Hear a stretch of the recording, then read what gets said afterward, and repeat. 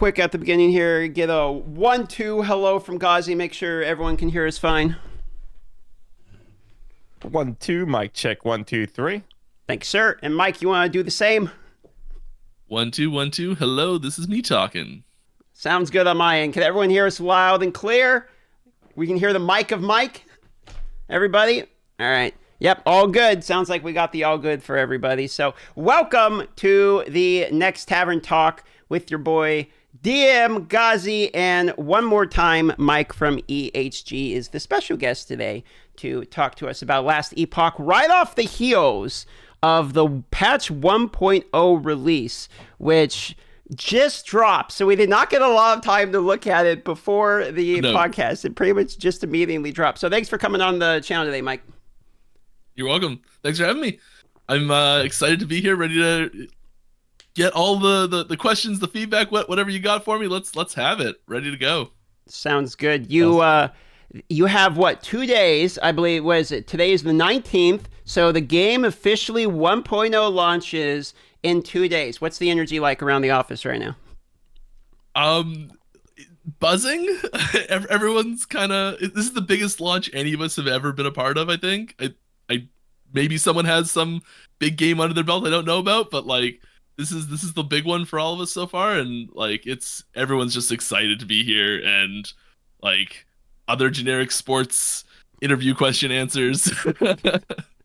I can imagine how crazy it must be to go from like just a bunch of gamers making a Reddit post to just over 5 years later basically be making a game that is already having a huge impacts in the current genre from other games. Like we've seen other games making changes based of the announcement you guys have made, like trading, for example. That was a huge surprise to see in other games as well. And it's just crazy to see this blow up to the point where it's at right now compared to how you guys started just over 5 years ago. Like it must be surreal.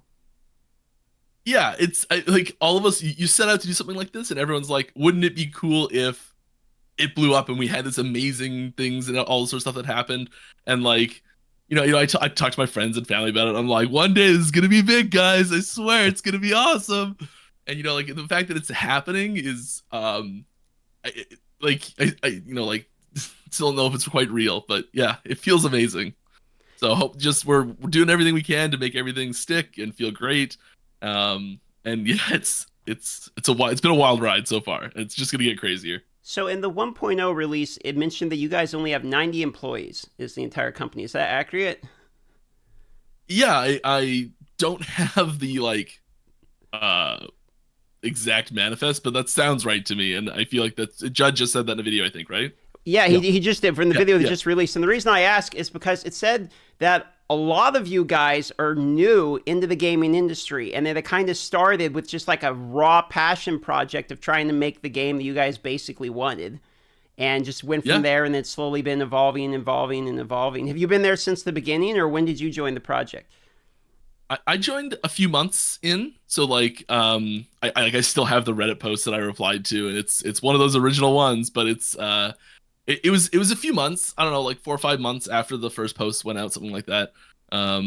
Like I was there for the forming of the company, but not like absolute day one when the project was first announced or first like conceived. When the amount of difference that has happened from in the 1.0 launch video you guys just put out, it shows the graphical updates that have happened from the beginning when you guys were just starting to all the way now to what's about to be released. And I was hoping maybe you could walk us through some of the graphical updates that are coming in 1.0, because it looks fairly significant when you watch it. At least I've only been playing it, the last month or so. So after looking at what we have now, as opposed to what's coming, that looks fairly different. But if you look at it as to what it was in the start, I mean, it's night and day. Yeah. The I think a lot of that has to do with just our skills as developers and people making games has grown with the project, and like we've brought new people on that have brought in new skill sets and new talents, and it's just shown our growth as a development company overall for the last 6 years now. And the recent changes specifically are really big in the sense that they are it's sort of like that last piece of the puzzle, and I think it really helps. It's the big changes recently are lighting changes. That's the big thing that we're updating in 1.0 is lighting. There's new tools and new tricks we're doing to like have more variants and those scene variants that are showing up, and so there's lots of new cool things showing up. But I think that the lighting changes that we're implementing here in 1.0 are really helping to help. How is this? The things we've done in the past couple patches, this is really helping those shine as well. So it's not it's sort of like the last piece of the puzzle for the graphical updates we've been really focusing on for the last year or so. It's such a cool thing to like the passion that's like just resonating when you're speaking about these things. It's so contagious. 'Cause I remember I spoke to Judd a couple of days ago, and he told me something I had no idea about. He said that apparently I was the very first content creator to cover Last Epoch. He said, and I quote, that I said apparently, if it had a Necromancer class, I'd play it, and I have time available in 2 weeks. And then he told me that apparently you guys made the first iteration of the Necromancer in those 2 weeks, so I would play it. Yes, I had that is no a true idea story. About this. That is a true story. I had to verify it. That's so Yes, that's crazy. a true story. That was during our Kickstarter, actually. Yeah. I think. Yeah, because we launched Kickstarter. There was just 2 classes. There was the I think we called it Sorcerer at the time, and I think it was Beastmaster at the time. It may have been Primalist. And those are the only 2 playable classes at the start of the Kickstarter. And then a week left in Kickstarter, we pushed out the Necromancer as like a playable thing, specifically because you were saying that. We're like, we can do this, right? We got time, right? It's no big deal. It's so cool because I like why I bring it up is mostly because I wanted to verify it. I had to make sure this is actually true. But the graphics and everything, the way the game felt and looked, moving, and the animations and everything, it was such a crazy difference. Because what I've done since those 5.5 years ago is I've been around and playing Last Epoch every major patch ever since. And it's just been insane how you guys have progressed and how much of an improvement everything has been with every major patch you've done. I mean, small patches in between, but every major one has been such an insane difference from the previous one. And then every time we got closer to where we are now, I felt like, they can't make this much better, like the crafting system. And what do you know? You had a complete rework on the crafting system, made it even better. And now 0.9, I was like, this game is so good. I'm so excited. And then 1.0 comes out, and I see the differences with the environmental changes, like you said. And it just elevated that even further. So I'm very excited to see what you guys are going to do with every patch moving forward from here. But the patch notes, like DM said earlier, it's a lot. It's so much. It's a lot I was to like, read. you know what, DM, let's go through this before the show. We open it up, like, we don't have time. No time. But one of the things I did notice, at least from the video, that struck out as much to me as like the rain and everything, was the UI changes. They're a little bit more subtle, but the changes, for instance, like when you're looking at the weapons, are significant. I mean, the way you guys kind of did it where it kind of juts out, like the bow was one example I had it where it kind of sticks out a little bit of it to make it pop a little bit. So how much thought process went into figuring out what is going to be our final text form, exactly how are we going to do the UI of these items? Because it did seem like you guys put a lot of thought into that. Yeah, so this is this whole topic, this is Judd's baby. He put a ton of personal effort into making these, like the UI really pop, and our lead UI designer, the two of them were like just tons of effort into these things and getting those item tooltips to feel right. Our item tooltips have gone through so many iterations, and we spent a surprising amount of time like debating how they're going to look, what information is going to be there, all these things. A lot of the tiny little details are really important, and I think that these are the best tooltips we've ever had. And I don't know the full breadth of all of the stuff that went into that, and I sort of end up helping with some technical stuff with the item tooltips a fair bit. But I'm not really a UI designer myself, so I don't really help with the design process that much. I'm like, yeah, I can do that. We can make that work.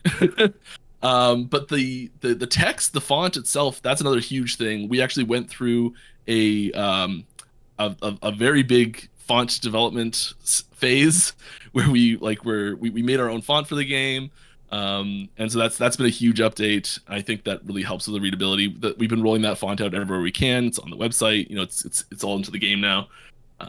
Yeah, that's a lot went to that. You made your own font. I'm very curious about that. Yeah, I mean, font, like people don't, like we as gamers, not in the actual development part of the industry, don't really think about it too much, but everyone recognizes Diablo 2 font. Like everyone knows that, and it has such a big impact. So, like, how did you guys finally decide on which one to go with, considering how massive that actually is?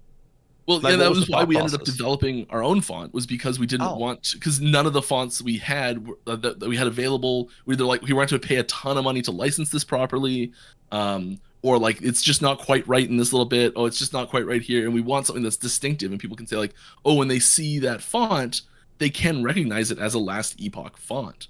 And so there's like little things in like the way that the like the O works is unique, with like the line through the center of it, kind of like the on my shirt here. And so like there's lots of little things that we do in the font to try and make it stand out and be unique, and but still like really easily legible and really quick to parse, especially when you're looking at an item tooltip. So yeah, it's a combination of like making it distinct, making it just look good, and making it be quick and easy to read. Was that a more recent decision, or was that something you guys planned all along, but you're like, we're going to do this on release? I think that we initially planned to not do this, and then probably I want to say like 2 years ago, we started the process of making a new font.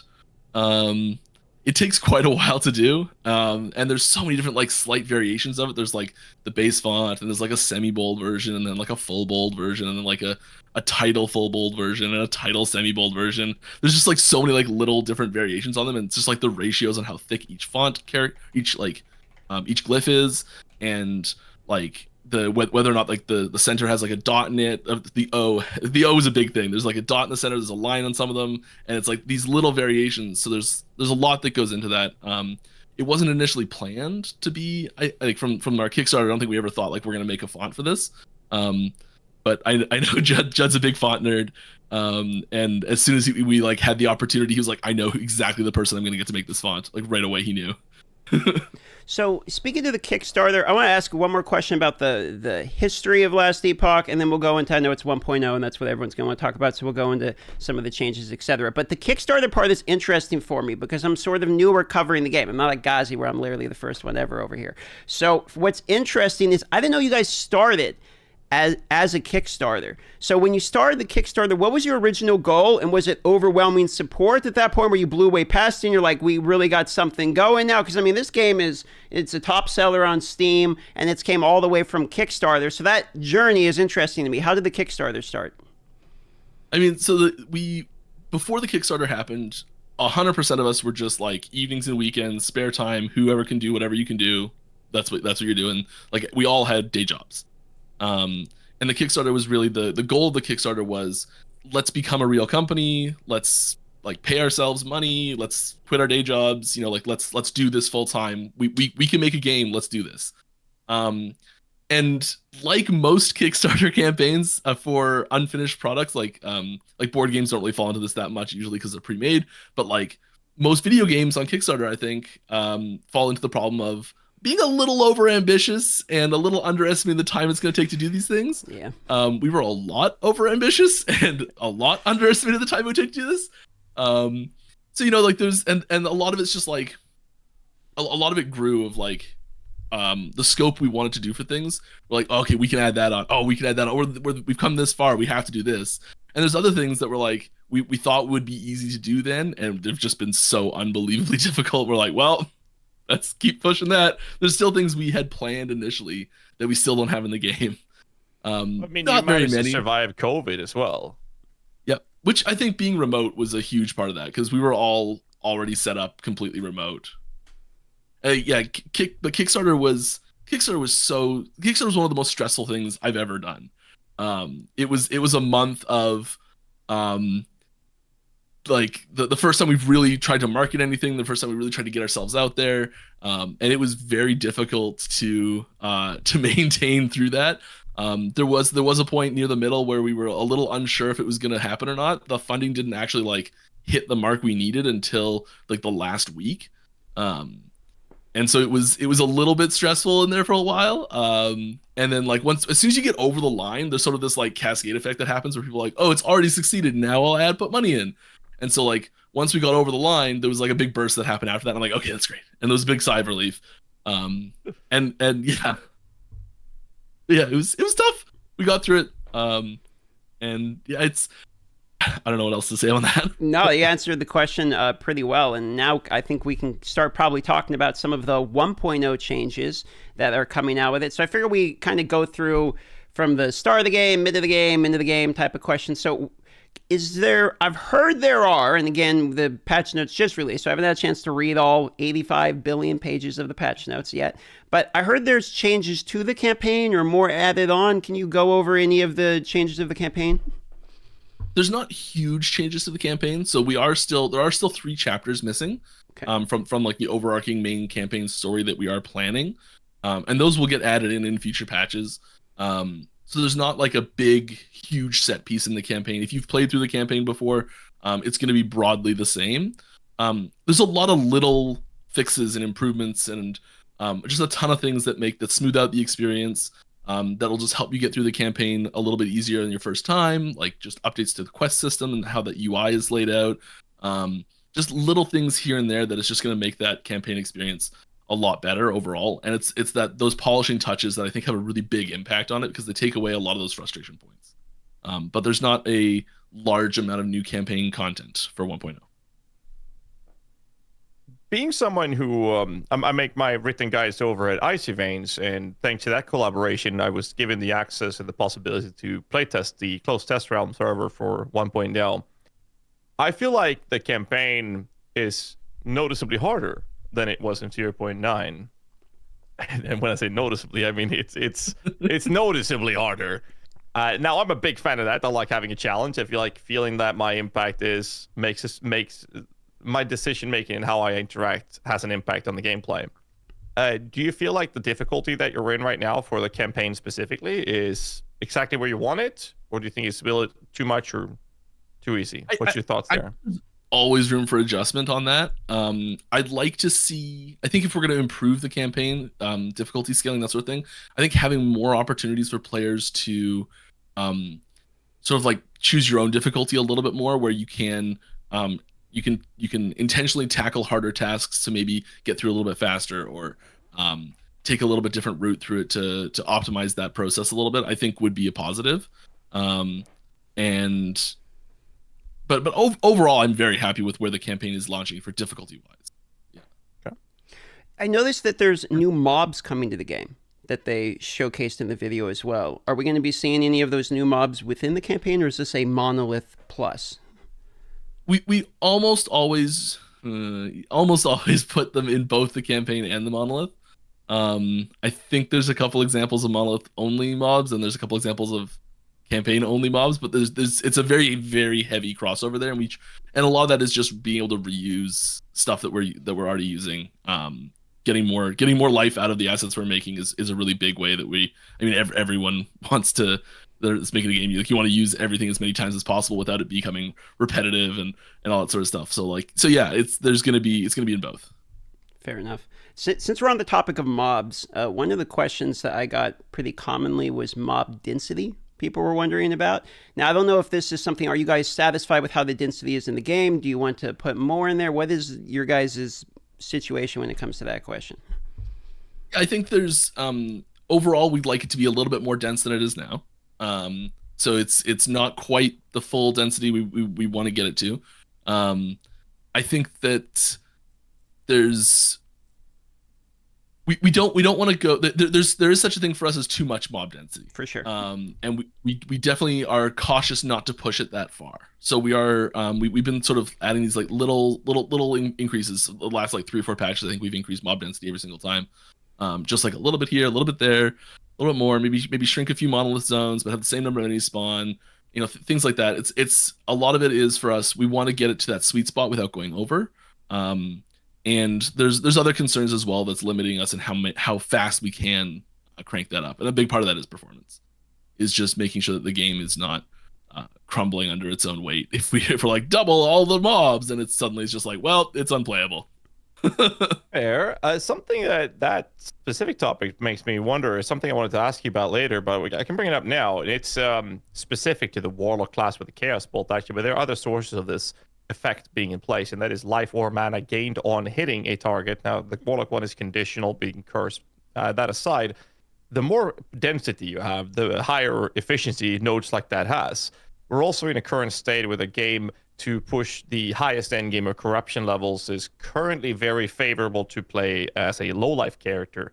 And modifiers that are giving you life gain on hit is currently, that I know of, correct me if I'm wrong, please correct me, are unavailable to prevent life gain on hits, whereas there are features to remove life leech, right, from the Lich tree, as an example. So with more density, that will further prevent that type of play style, which is already kind of hurt because of life gain on hit modifiers being unable to be negated, if you will. What's the thought process moving forward with things like that, with the current state of the game favoring that kind of playstyle for the 1% blaster players that want to push the highest end game? I think there's I think there's room for, like, how does this, we don't want to push every build into one archetype, and having those, like, having that life gain on hit associated with Chaos Bolts is probably just us pushing Chaos Bolts less towards the low life type of archetype with that node specifically. I know that there's I'd say there's room for more nodes to get added that may benefit both sides of things. But I think that the low life builds are probably more thematically appropriate on Lich than they are on Warlock specifically, which is probably why in this specific case we added life to it to help, I guess, promote a little bit more diversity in the, like, which, like, as you said, the low life builds are very prevalent in a lot of situations, and specifically on Lich, it's a major component of Lich. So, like, I think we probably, I don't remember this exact design decision, which is why I'm kind of saying probably and maybe and things like that.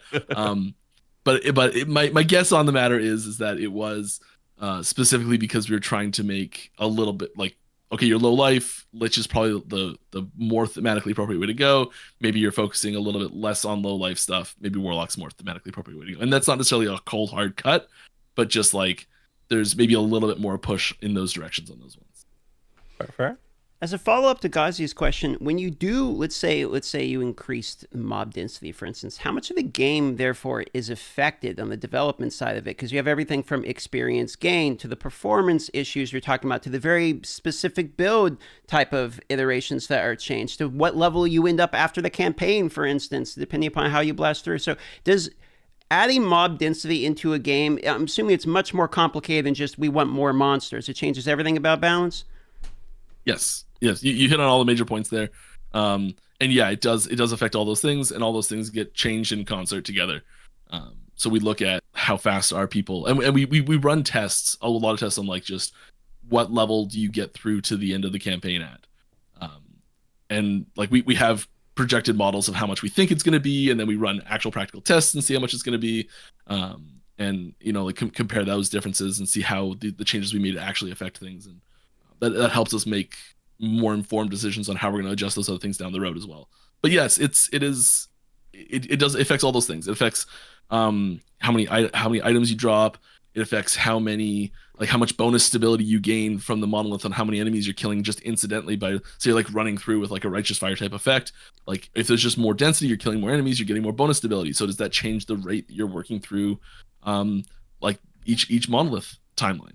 You know, like, so there's lots of little incidental things that are not obvious at first, but yes. So yeah, we do look at all those things as we are making adjustments like that, because they do impact each other. Makes sense.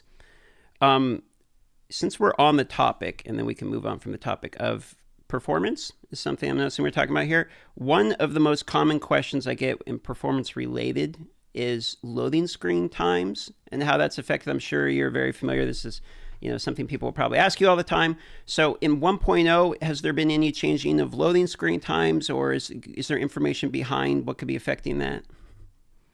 Absolutely. So yeah, I can talk a little bit about why that is the way it is and what we're trying to do to fix it and all that sort of stuff. So the when you're in a multiplayer scenario and you are when you're online and you are playing on your own, you're a solo online character, and you go to a new zone. what happens is the server you're playing on deletes the zone you were in before, and then loads up the new zone. And it brings in like all the objects and everything like that, sets it all up, and puts you at the start, and away you go. As soon as you're playing with another player and you walk through that zone transition, it can't delete the zone that you're already in because that player is still in that zone. So in order to load the new one, it has to spin up a new server. So there's a whole nother server that starts up and starts running and loads up the new zone, and then you transition into that new zone. So when you're playing with multiple people, the zone transition time is significantly longer because you are waiting for that zone to load. You're waiting for that new scene the new server to actually boot up and go and run. And like we do a lot of things to prime servers so that they load up faster and so that they're prepared for when someone's going to need to use them. We're also doing a big part of the user experience flow that was a little less favorable leading up to 1.0 is the time between like clicking on a transition scene, seeing a reaction in what's going to happen, like whether or not that loading process has started or not yet, telling you where you're going to be going, all these sorts of little things, the timings of these events. I'm not kind of glossing over this, but the timings of when there's a little notification that pops up on the screen that says like you're entering this zone, and then there's actual like loading screen that shows up, and the timing of those events relative to when you click on the loading zone was causing people to feel like maybe what they've done isn't nothing's reacted to my action. I see. Yeah, so we're working on those things. We're also working on the time it actually takes to spin up a new server and load new zones and all sorts of stuff. So like all those things are being looked at from many different angles. And there are tons of changes there that will have that will improve the overall experience in that process. I think the big question behind all this is the time it takes to load a new zone when I'm playing in a party going to like how much faster is that actually going to be? I don't have a hard answer on how much faster that's going to be because it's going to be different in so many situations with so many different computers. It is something that we are very hard working on and still improving. It's not a day and night, like it's not like we've gone it's 200% faster or anything like that. There hasn't been a huge change like that, but the overall experience of it does feel a lot better. It does feel a lot smoother. It does feel a lot more responsive. So I'm assuming it'll be like the graphical changes where it started fresh and then it's going to improve over time is what I'm hearing here. It's a constant process. Yeah, this is not something we're finished with. I'm not a developer, but I mean, I don't know about you, but my tip would be that maybe you just make sure that you don't, now with Merchant Guild available with trading, that you don't load everyone's stashes when you load through. Wouldn't that speed up the process, or you already thought about that? I don't think we bothered to implement that in the first place. Oh, that's pretty impressive from an indie game, actually. Oh, sorry. Okay. No, I just had to check that. That's good. Faction system, however, to move forward. I still think there was a good reason for that, by the way. Faction system. I try to pull myself together here. Right off the rails, GHAZZY. I mean, I've been just waiting for the moment to sneak that in. I just had to. Faction system, on the other hand, very interesting system, already making pretty significant impacts outside of Last Epoch, even as from what we've seen so far, which is very, very impressive. However, there is a consistent argument as to which one is better than the other. And the community seems pretty split, but also from what I've been hearing from developers at Last Epoch and 11th Hour Games on the topic. So I'd like to hear your words, what your thoughts are on the current power level between Merchant Guild and Circle of Fortune.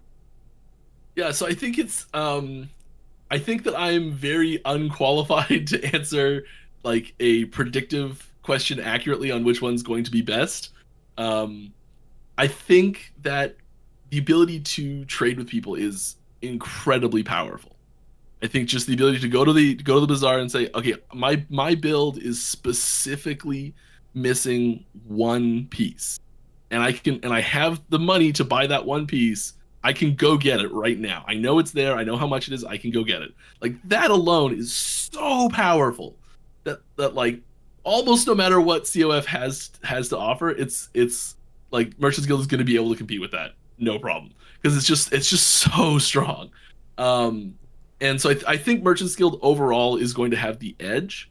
Um, and I think we've done a lot to put dials into the system to be able to adjust their relative power to each other. So we are going to be keeping an eye on that, definitely. I think that there's like I really hope that the new player experience with like if someone shows up to, hey, I'm gonna play, which one do I pick? Do I pick Merchant's Guild? Do I pick Circle of Fortune? I don't know, what do I do? And my dream for the answer of that question is, do you like trade or not? And that's it. It's just, you like trade, okay, go Merchant's Guild. You don't like trade, go Circle of Fortune. And like I hope that's the community response to that. But one of them may end up being significantly more powerful than the other. We've tried to do a lot with the community testers to balance them as much as possible. And I think they're in a really solid spot. But yeah, there's going to be imbalance there a little bit, no matter what. So That's a fair answer.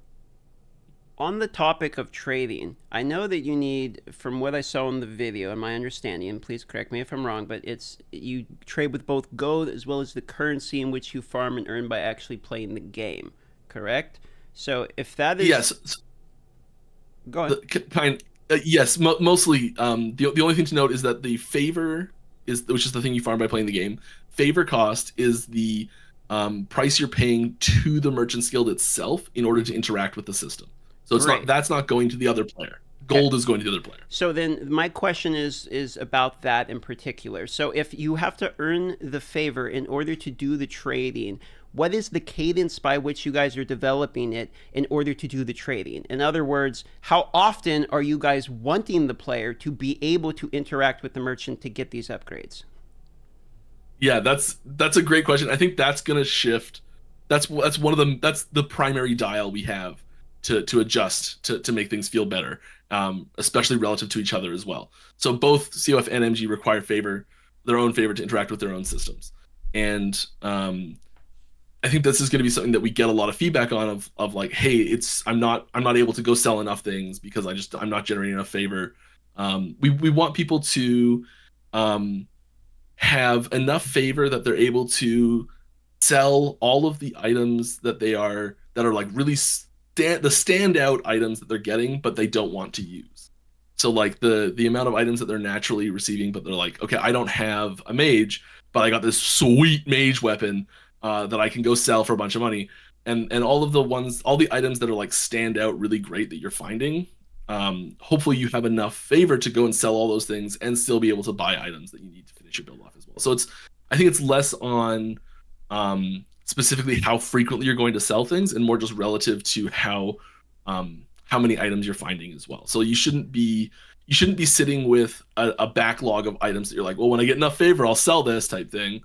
You should be able to say like, okay, well, the items that I'm getting that are really worth selling, relative to how strong your character is, you're able to go make those sales comfortably. Are you inherently worried about the value of the gold? For instance, if you need favor to both sell and trade, and you're limited on the amount of favor in which you can acquire, obviously the preference then would be, I'm going to use my favor to purchase and acquire items as opposed to just selling it, as it would seem the favor is the more valuable between the favor and the gold. If I use all of my favor to sell in order to acquire gold, and gold is maybe a less useful currency, would that not drive it to primarily be a buying side of the market? I think it could. I think you're still going to in order to get those really exceptional items that you need for your build, you're going to need a lot of gold. And the most efficient way as a Merchant's Guild player to get that gold is going to be to sell the really standout items that you find. So like if you're looking for items, if you're looking for a 3LP item, you're probably going to need to sell a 3LP item to get the gold to buy it, type thing. Understood. So I think you're going to need to be doing a fairly balanced amount of selling and buying. The item acquisition, being a Merchant Guild player, is essentially the baseline drop loot quantity and rarity that we're playing right now, right? It is toned down a little bit. So the baseline drop rates for everyone were turned down a little bit for 1.0. You will be acquiring new loot for your build at an accelerated rate once you're just like rank 2 either faction, you'll already be past what it is now, and like by the time you're rank 5 or rank 6, you'll have blown it out of the water. Because I mean, something that's really cool in Last Epoch is the way you have implemented a gold sync feature. MMO games that go with repair bills, which completely gets irrelevant at a certain point. In Last Epoch, which is not an MMO, but the purpose here for a gold sync is obviously the fact that you can't buy stash tabs with real life money. You buy them with gold.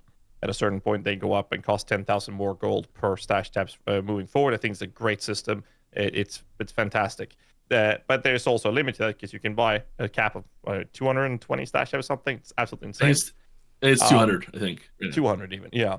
The other gold sync that is in the game is the light arbor, the dungeon key, right? Which essentially, for those of you unaware, it's a dungeon, separate area. You fight a bunch of monsters, and at the very end, you get access to a door where you're basically just getting a random option where you can say, I want this effect on the chest behind the door, or I don't want it. And every choice increases the cost of the next choice.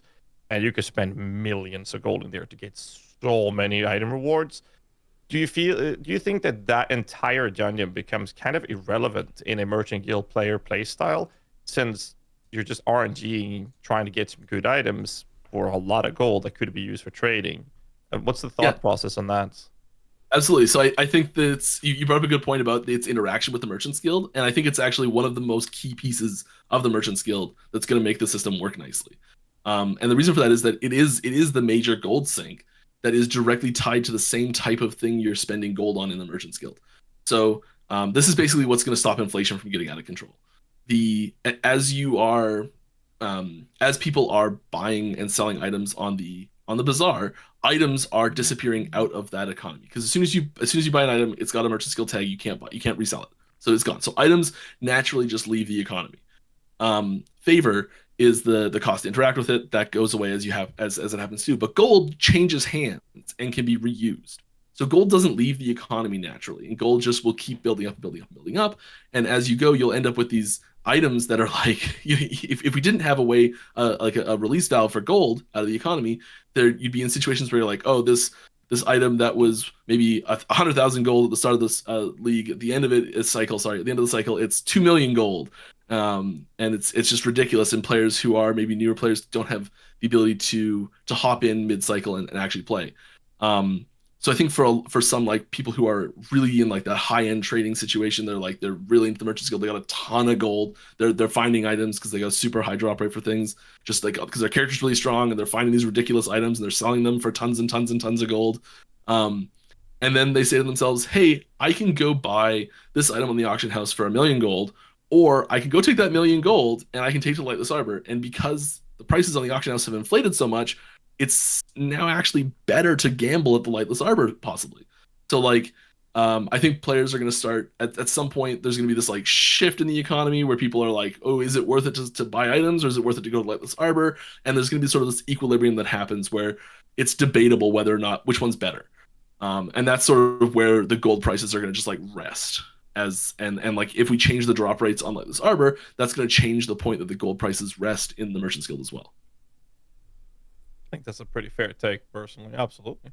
I like it. For those of you who missed it, by the way, and didn't know, what Mike said is that once you've sold or bought an item on the trade, the item can't go back. So that means you cannot flip the markets. It doesn't work like a traditional auction house. Once an item has been had transaction over the bazaar, that's it. It's non-tradable anymore.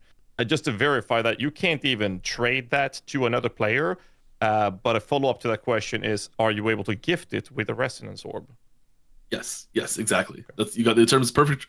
Every time we talk about trading in the bazaar, that extends to person-to-person trading. All the same restrictions apply, all the same rules, all the same everything.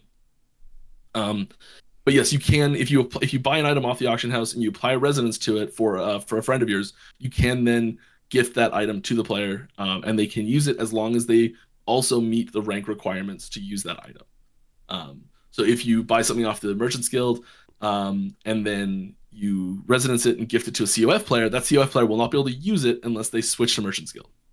Just full details. So a couple of follow-up questions to that. In terms of switching, can we just get some clarity for the people listening? When you switch, are you resetting your reputation? Does it pause to where you're at and you come back? How does switching work, and where are the penalties associated with it, if any? Yeah, so it pauses. It keeps that progress. Your faction progress, your item faction progress is a stash wide thing. So all of your softcore cycle characters share one faction progress. So there's no way to lose faction progress, I guess I should say. That's always maintained no matter how you slice it. As you how do I say this best? As if you switch from Merchant's Guild to COF, the first thing you have to do is take off all your gear, or switch COF to Merchant's Guild. The first thing you do is you got to strip naked before you can switch, and a lot of your gear is not going to be usable on the other side likely, and that's the biggest penalty, is that there's probably a huge chunk of your gear that you found using that item faction specific mechanic, and as soon as you switch, you're no longer able to use those. So you do have to build up your equipment again. That's the biggest penalty, really. If you wanted to switch back, you're exactly right back where you were. You've lost nothing except the time it took you to switch and switch back. And there's no cooldown associated with. I don't think so. I'd be pretty surprised if there was. There's no real benefit to switch back and forth quickly, so I don't think there's any reason for us to limit it. Understood. When I tested this in the CT, you lost all your favor when you did the switch. Is this going to be kept in play? Yes, sorry, I forgot about that. I think your favor does vanish when you switch. Okay. Yeah, I just had EMP lost 200,000 favor. He cried about it for 2 hours, but it was funny. 200,000? That's insane. Yeah, we've been grinding. It was insane. Well, you lost it all, so it was very funny for me at least. Ugh. But so that's going to be the play. Like, you guys lose it, which means that you're going to be naked, but it's not like you can now purchase gear from the Merchant Guild because you had some stored earlier. You're going to have to plan that transition, or have another character that's bought the gear in that specific scenario, or make another character that can level up the trade and then switch that way, I guess. Yeah, the trade system, the switching in the item factions is really not designed as a mechanic to interact with. It's designed as a release valve to prevent people from bricking characters. So it's really a, like, I hate this faction, I want to switch because I'm really not enjoying this faction and the other one sounds way better. I'm going to switch, and I'm switching. I just want to caution anyone from trying to use this as a tool for faster character advancement. It's not going to, you're going to hit issues, and it's going to just be painful to try and use this as a switch back and forth mechanic. So just from a clarity perspective, you said it's basically account wide, like stash wide, and is how you describe the reputation of it. I'm assuming the favor is not, since it is lost upon switch. I'm assuming the favor is individualized per character, or else if you switch on one, you could lose all the favor for all the characters. Is that correct? I'm gonna go ask someone. You've stumped me a little bit. I'm not 100% sure. Okay, just trying to get a clear picture for people, as I know there's case scenarios that this type of stuff might come up. But while you're asking there, maybe I'll ask you one that you might know off the top of your head, which is, we were talking about resonance a little bit earlier, and every time I've seen the resonance mentioned or in the patch notes, it just says an extended period of time. Can we get some information on what extended period of time actually means? I don't have a solid amount of time that is really. The best thing I can say is that if you are playing with someone specifically to get a resonance in order to trade, it's gonna feel really slow. But if you're playing with someone regularly, you're probably going to have plenty of resonances sort of just like lying about. You'll be because you're able to gift items to each other because you're playing together more than you're not playing together. You'll have the number of items you find that you need a resonance to gift to each other is so small compared to the amount of resonances you'll be getting. If you're playing together more than you're not playing together, you'll probably have a surplus of resonances. I guess the best way to put it. So the resonance drop rate change from the CT to launch? I don't think so. Okay. What were you saying, DM? I was just going to say, it's safe to say it's not a static time period then in which people can figure out exactly the time. It's a spectrum of you're playing with them, and it's almost a drop rate. Yeah, it is. It's a drop. It's a chance. Okay. Yeah, it's just a drop chance. So like it can happen quite quickly. It's possible.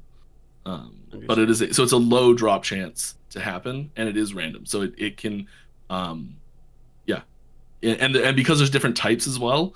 The ones that are for less extreme items do drop significantly more frequently than the ones that are for like legendary items and things like that. I also got a reply. The favor is shared, and it is lost when you transition still. Okay. So it is. It's good when you got that. There is a bit of a gotcha there. So yeah, if you're switching, be ready to switch. Yeah, just for clarity for the people listening, basically, there's no cooldown penalty or reputational penalty when switching characters, but if you have characters that are sharing the same stash and one of the characters switches from, let's say, market to non-market, you will lose your favor on all characters. So just be aware of that. GHAZZY, I'm blanking on a question. Maybe you got one off the top of your head here. I was going to ask about clan system, but I'm going to save that for the Q&A.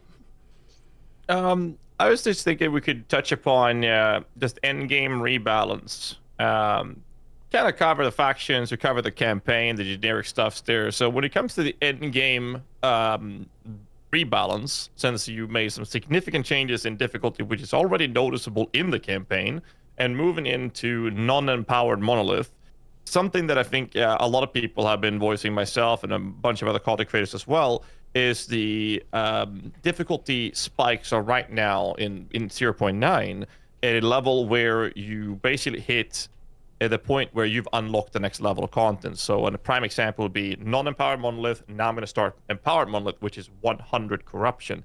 There is no features in the game or incentivizing features that is telling you that, hey, maybe you should ramp up a little bit of corruption in the non-empowered before you dive into this, and suddenly you're getting one shot. Suddenly you're getting into this brick wall and trying to beat your head against it. And now in 1.1.0, the corruption is significantly harder. So an empowered monolith now at 100 corruption feels like the current state of the game equivalent to about 200 corruption. That's how it feels going in there. And I haven't seen any incentivizing features to bridge that gap. So I think a lot of people will struggle with that. What's your thoughts? Is there any countermeasures in plan for that? Yeah. So I think the time people were running into issues with this in the past was specifically, I think, happening when they were taking timeline echo mods that were a little too more powerful than they seemed, and were not properly explained in how much difficulty that specific mod was going to add, and maybe a little bit of a surprise when it happened, and then you're stuck with it on your timeline. So you hop into empowered, you take a mod that you're like, oh, this will be fine. It's way worse than you expected. Maybe you battled through it just barely, and then you're stuck with it for 3, 4, 5, even more echoes. It can put this like huge difficulty spike on there.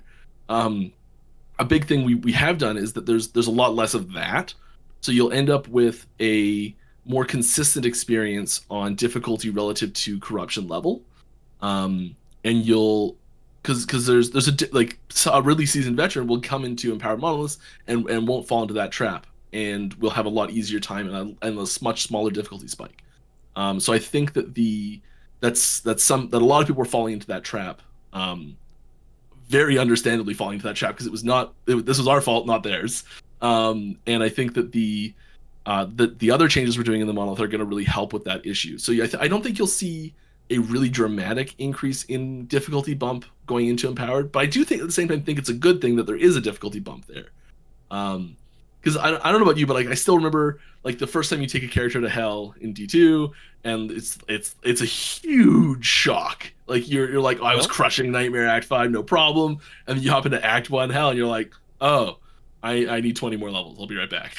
And like, so that feeling of like here's a challenge. Now I have something to work towards to overcome. That feeling and that difficulty and that process of upgrading your character and overcoming that challenge, that type of gameplay loop is something that we do really like and do want to have. Now, I think the really important part about having those is is also making it clear to the players on how to improve their character, giving them avenues to improve their character, and not having it be just like a well, good luck, hope you can figure something out type thing.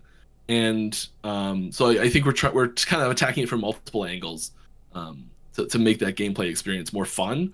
But I still think we like having that difficulty, those difficulty steps. I think is a good thing. They can be too big, and so we are keeping an eye on that and making sure that they're not out of control. So we'll be looking at feedback pretty hard on things like that as well. Fair. I do have just one more clarification. Someone mentioned to me that there's a little bit of confusion in chat. The favor that you lose, so back to the factions favor loss thing. The favor that you lose is just from the faction you left. So if you have like 5,000 favor in either faction, in both factions simultaneously on different characters, and you take a character from Merchant's Guild and move it over to COF or something like that, only the favor from the faction you're leaving gets deleted. The favor in the faction that you're going to stays. You don't lose that. I want to clarify that. But it does delete the previous favor for all characters, because I noticed that's one thing that the chat was confused about as well. Thanks for the clarification on that. Okay, good to know. So the solution then to that would be have one on Merchant, have one on COF, try not to swap unless you want to lose your favor, and not reputation, just favor. Yeah, the currency side. And you can just spend the favor if you want to move a character over. You can just spend the favor on something first before doing the swap, and then you don't lose anything. Okay, just thanks for the extreme clarity on that. Speaking of chat, one of the questions that we're going to continually get, which we might as well ask about since it seems to be one of the primary things, is the server load. How are you guys feeling in terms of launch? I mean, we all know that the launch of any game, the servers are always going to be a big question people want to know about. It's a huge stress test. Everyone's logging in to play the game. How are you guys feeling around the office about your server load going into 1.0 here in just 2 days? Cautiously optimistic. I think there's a lot of pressure on us to get this right. Sure. And we're like we've been doing like the last year, the biggest priority we've had is let's make launch smooth. That's like number one priority for the last year has just been like, we're gonna make multiplayer great, we're gonna make launch smooth, we're gonna just like, this is gonna be as good as we can possibly do. Let's bring whoever on we can that can help us with this. Let's talk to every server provider we can that we can improve this. And I think we've done a really good job at improving our odds of having this be smooth and playable and all sort of stuff. We do have and this is not something that we are resting on at all, but just as like a last resort in case things do go crazy haywire, we are adding this pure offline mode so people can still play the game even if the servers light on fire and you know, like it's everything's chaos. Even in that like worst case scenario, there is that backup, so it is still technically playable, which is not something we want to have happen at all, and we are doing everything we can to avoid that being the case. Of like we want the story of our launch to be that went pretty good actually. Like we were worried about this. Oh, okay, that's what we kind of want the feeling to be that everyone has. But you know, like it's only time will tell, and we'll see what happens. But, for sure. Yeah. I'm kind of glad that you bring up offline mode, because I was having a conversation with some other content creators about offline mode the other day, and one of the things that got brought up was the ability of people like modding offline mode to either have crazy unrealistic damage numbers or acquire items instantly, etc. What is your guys' philosophy and standpoint on offline mode? Is this a product in which the consumer, once they purchase it, do what you want with the offline mode, we don't care? Or do you guys, you know, maybe not aggressively discourage, but mildly discourage modding and messing around with game files? The sort of like company line, so to speak, on this is we're not going to help or hinder offline mods. If people are going to be doing this, there's nothing really we can do to stop them. So I don't think there's really much of a point in trying to. It's just a waste of time. It probably creates some animosity between us that's not a good thing for anyone. We don't really have the resources to help people do these things. There might be some situation that comes up that is concerning in the future. I don't know. I can't foresee anything. But as it stands right now, like the people are going to do it, and I hope they're having fun with the game. That's kind of what it comes down to. I think there's a big risk. I will caution people from the only thing I would say on it is more than once from personal experience in cheating in offline games. Because we've all done this. We've all like, oh, let's get a bajillion resources and Age of Empires playing as a kid, like, oh, let's just We get all drove everything a and have it free. Mustang in Age of Empires for a little while there. Yeah, Yeah. exactly. Yeah. It kind of I think it takes away from the game a little bit in how much fun you can have with it without doing those things. Um, and I think it sometimes cuts into the amount of total enjoyment you can get out of a game in some situations. So I guess I would caution people from diving into that world immediately. That's all. Pretty fair take there. Moving forward with the progression of the game, another question the chat had was how valuable the CT program has been for the development of the game.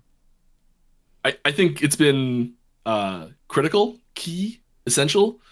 It's been incredible to have all of these extremely talented players and extremely passionate players get in, muck about, and see what they can break. I think the quality of especially balance in 1.0 is going to be dramatically better having had their feedback. And just to be clear as well, they don't have any direct control over what we do with their feedback. So if there's some balance problem, don't blame the CTs, blame us. They've been an incredible resource for us. And a lot of them put in a ton of time and effort just because they want to have fun with this. So yeah, thank you to all of the CTs. You were awesome, and we appreciate you. There is. Great. You want to say something? No, go ahead, sir. Okay. There was one really interesting question from the chat I just read, which was talking about visibility of items on the minimap. Now, we have an amazing loot filtering game that helps with the visibility there. Do you guys think there's potential for adding, I mean, I could be ignorant of this since it's already in the game, but is there abilities to be able to add like exalted items or any of your filtered items showing directly on the minimap or overlay perhaps? Is this a potential addition to the game? There isn't anything like that for 1.0. I can say that for certain. Okay. It is a widely requested topic and a hotly debated topic internally. Okay. It is something that I think I really hope there's room for some solution to this problem because there is a problem we do have with specific build types, specifically some minion builds, some dot builds, things like that are off-screen killing enemies, like accidentally killing enemies off screen where you don't even know you've like it's just like, oh, maybe you applied some spreading dot to an enemy and that enemy ran away and spread that dot to 8 other things and you never even went down that pathway and an item dropped over there. Oh no. So the one thing we have done, did this make it in or not? One thing we were discussing, I'll say this at least, is having an interim solution of having chat report items, so where you could have at least chat tell you that it dropped somewhere. There's a few issues we ran into with few design and implementation issues with getting things to dynamically show up on the mini map or not, and some sounds, and so some of these extra features that people are asking for in the loot filter are things that a lot of us internally would really like to do. We don't really have a good solution for it yet. But it is something that we are working on improving, and there's room for improvement on. I want to go back to the CT topic a little bit. There was a question in chat which actually brings up a rather interesting discussion because we had in another game where people had access to playing the live patch before other content creators, and then there was an official race with some cool rewards. Moving forward as Last Epoch stand, when it comes to content creators having access to that type of feature, being able to play the patch beforehand and in conjunction with races. I believe there is a race happening. That is a content creator hosted one, if I'm not mistaken, right? Yeah, I don't think we have any official like Last Epoch hosted races happening in 1.0. I don't think. So that is entirely on the hosts of that event, essentially, to prevent to make a statement on that question? Then, all right, just making sure. For 1.0. Yes, I think, and you bring up a really solid point, and it is something that once we do have official races and events and things like that, we will be addressing ourselves directly. There is. Oh, never mind. Sorry, I just got a note. There is one we are sponsoring with prizes, and CTs aren't allowed in it. So we've already done that apparently. All right, that's good. It is one of those things where we really it's hard to look at the CTs and say thanks for all the help you've done, but unfortunately you can't access this race or something like that. So I think there's having the competition be everyone on the same playing field is really important to us, and it is something that we want to encourage fair competition going forward. You guys, speaking of prizes, you guys actually have a Starforge PC that's been given away too, for the Last Epoch side. Have you seen that one yet? I mean, I'm sure you've probably seen it, but I haven't seen it in person. You haven't seen it in person? Okay, I haven't seen it in person. I'll put the photo in the chat for people so they can see it as well. And I'll pull it up here on screen. But it actually looks pretty good. I was impressed. I've seen the pictures. I've seen tons and tons of pictures of it. You've seen the pictures? But I haven't held it. But yeah, I want that case. I just about a year ago upgraded my computer, so I don't think I can justify buying the whole thing. But I really want that case so bad. No, the case is the best part about it here. I'm just gonna throw it up on screen so people can see. The case is wild. I spent 10 years as a computer repair technician in a mom and pop little small computer shop, and so I've built I don't know how many tens of thousands of computers at this point, because I was, you do like 30 a day for years, and there's some cool stuff in that case. There's some really cool stuff in that case. Yeah, where the power supply is sitting, it's short. It's really short, the case, and I love that. I was specifically about a couple months ago just looking for a short case for a cabinet that I have to put something in, and I'm like, I think this one actually fits. So I'm really excited about it. Yeah. That's a pretty well done one. Just wanted to shout that out real quick as well. Okay. There's this item we could talk about. Yeah, pull it up.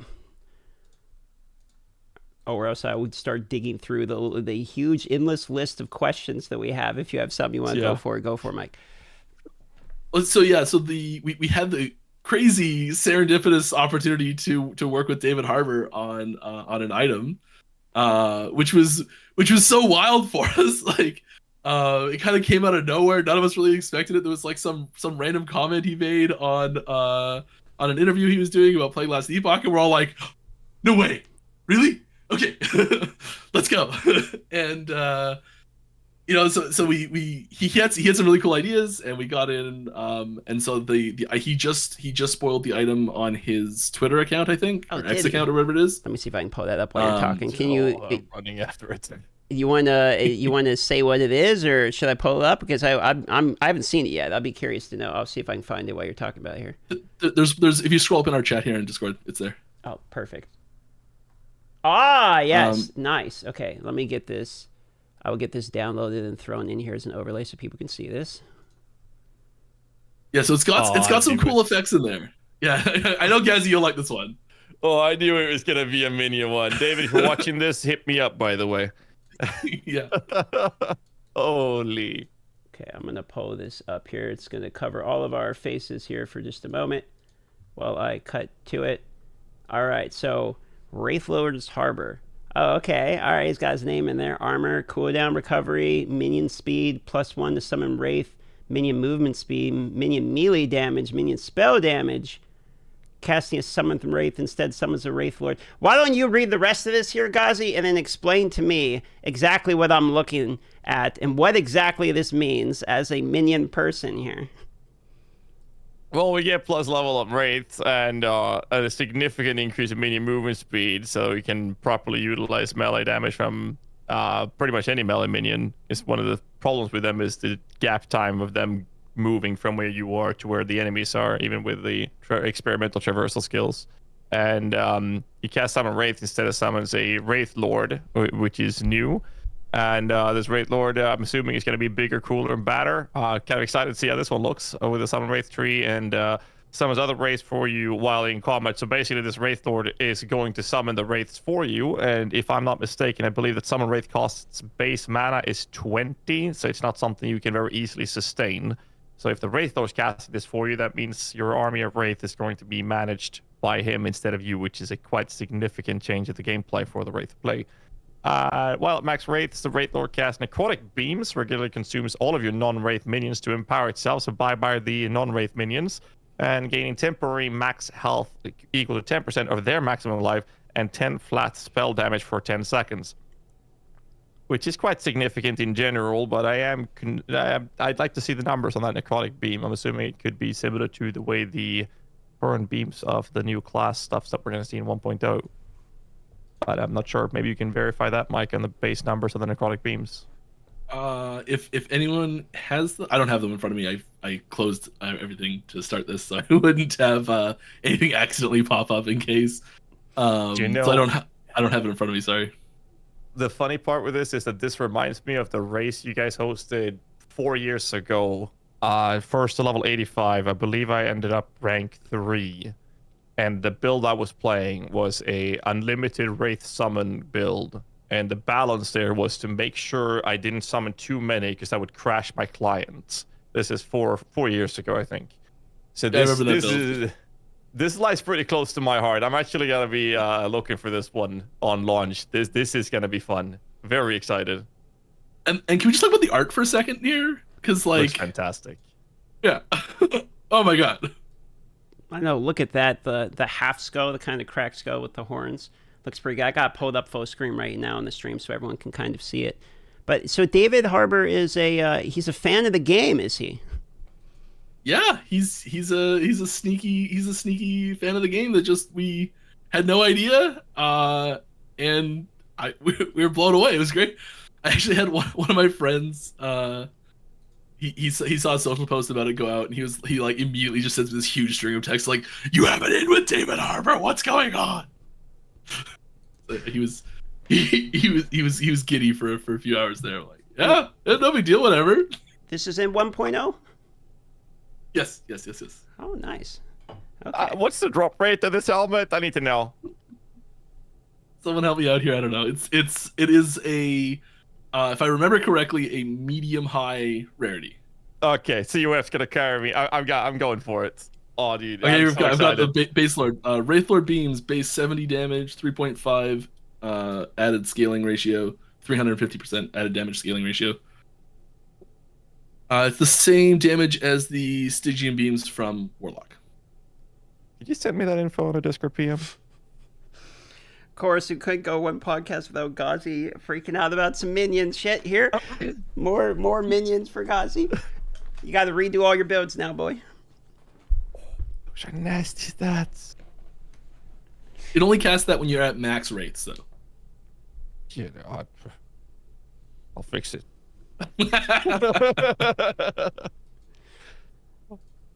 So, oh, Jesus, that's nasty. I want to ask kind of a question off the topic here. So after we were looking at that, we were talking a little bit about in-game, and I know the dungeons. I was just kind of going through the in-game recently to try to get my first experience on it. I know the dungeons for me seem maybe my favorite part of the game. The dungeons plus the arena, I think, are very well designed. I like the aspect of it. Kind of, you have to teach the player how the dungeon works as you go through. Like the mountain was the one example where you have to like get through the door, where you actually have to burn the kindling, get there, so they're familiar with the mechanics, etc. And I don't know if we've had any sneak peeks, but is there any potential for more dungeons? I know probably not on 1.0, right?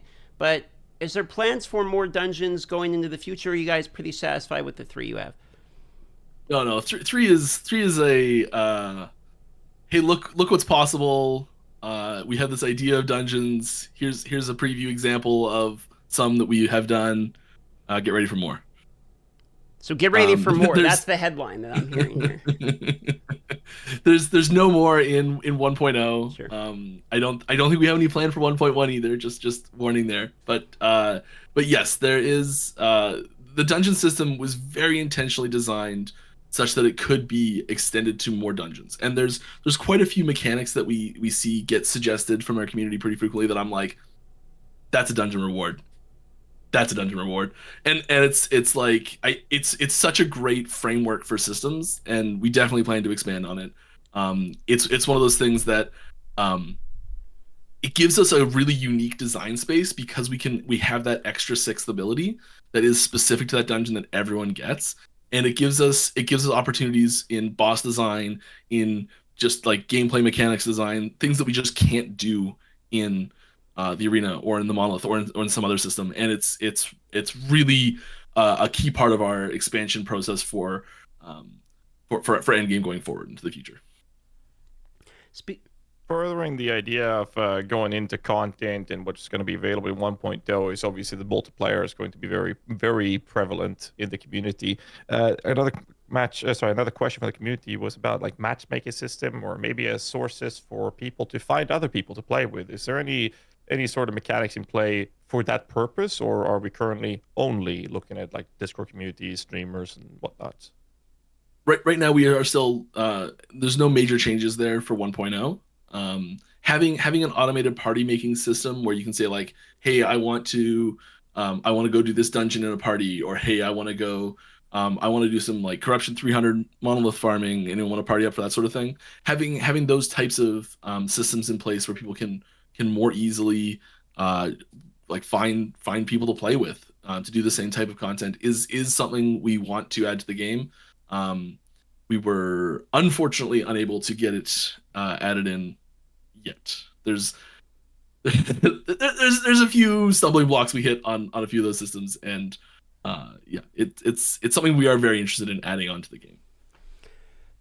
Two more very common Q&A questions here as we're getting more into the chat Q&A side of things. And by the way, if you're listening live right now, you can leave your questions and tag EHG Photon, hope I got the name right, in chat as he is acquiring the questions and putting them into a chat here in which we are reading them off. So you do have a chance to get your questions answered. But two of the ones that I'm seeing very commonly are WASD and controller support.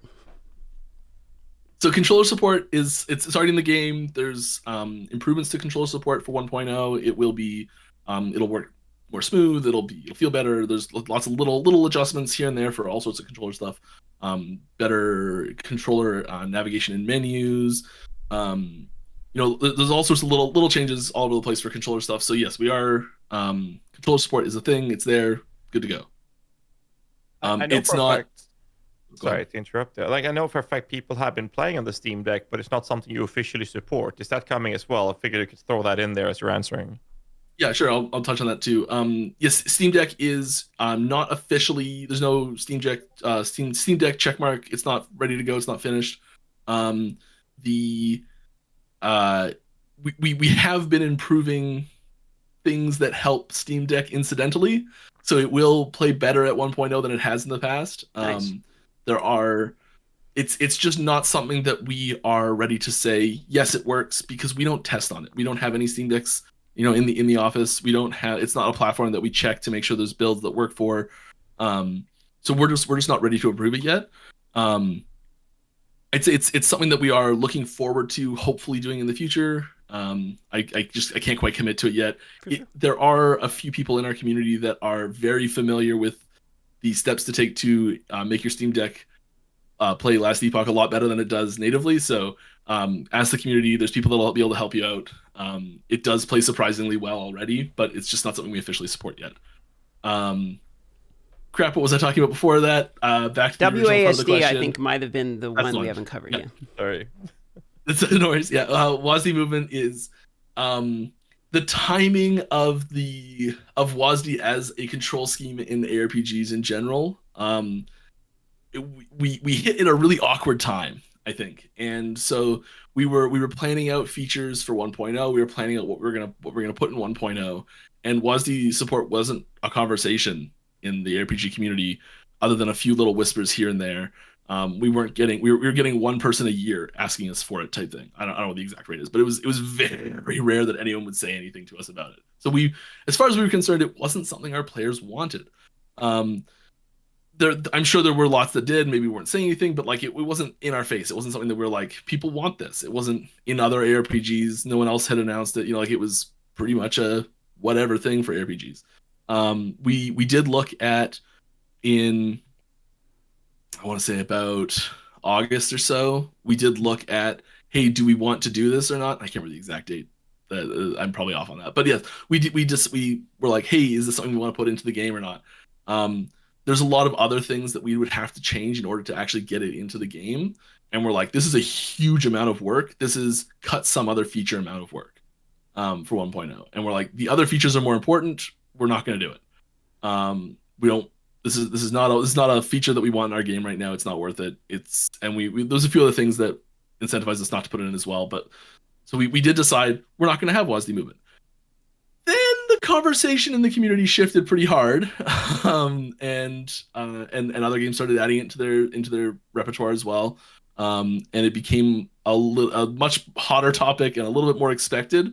And so once 1.0, once we're past 1.0, it will be something that we put back on the drawing board and say, hey, is this something we want to add? If we do, how do we do that? What's the steps? What do we need to do to add this sort of thing?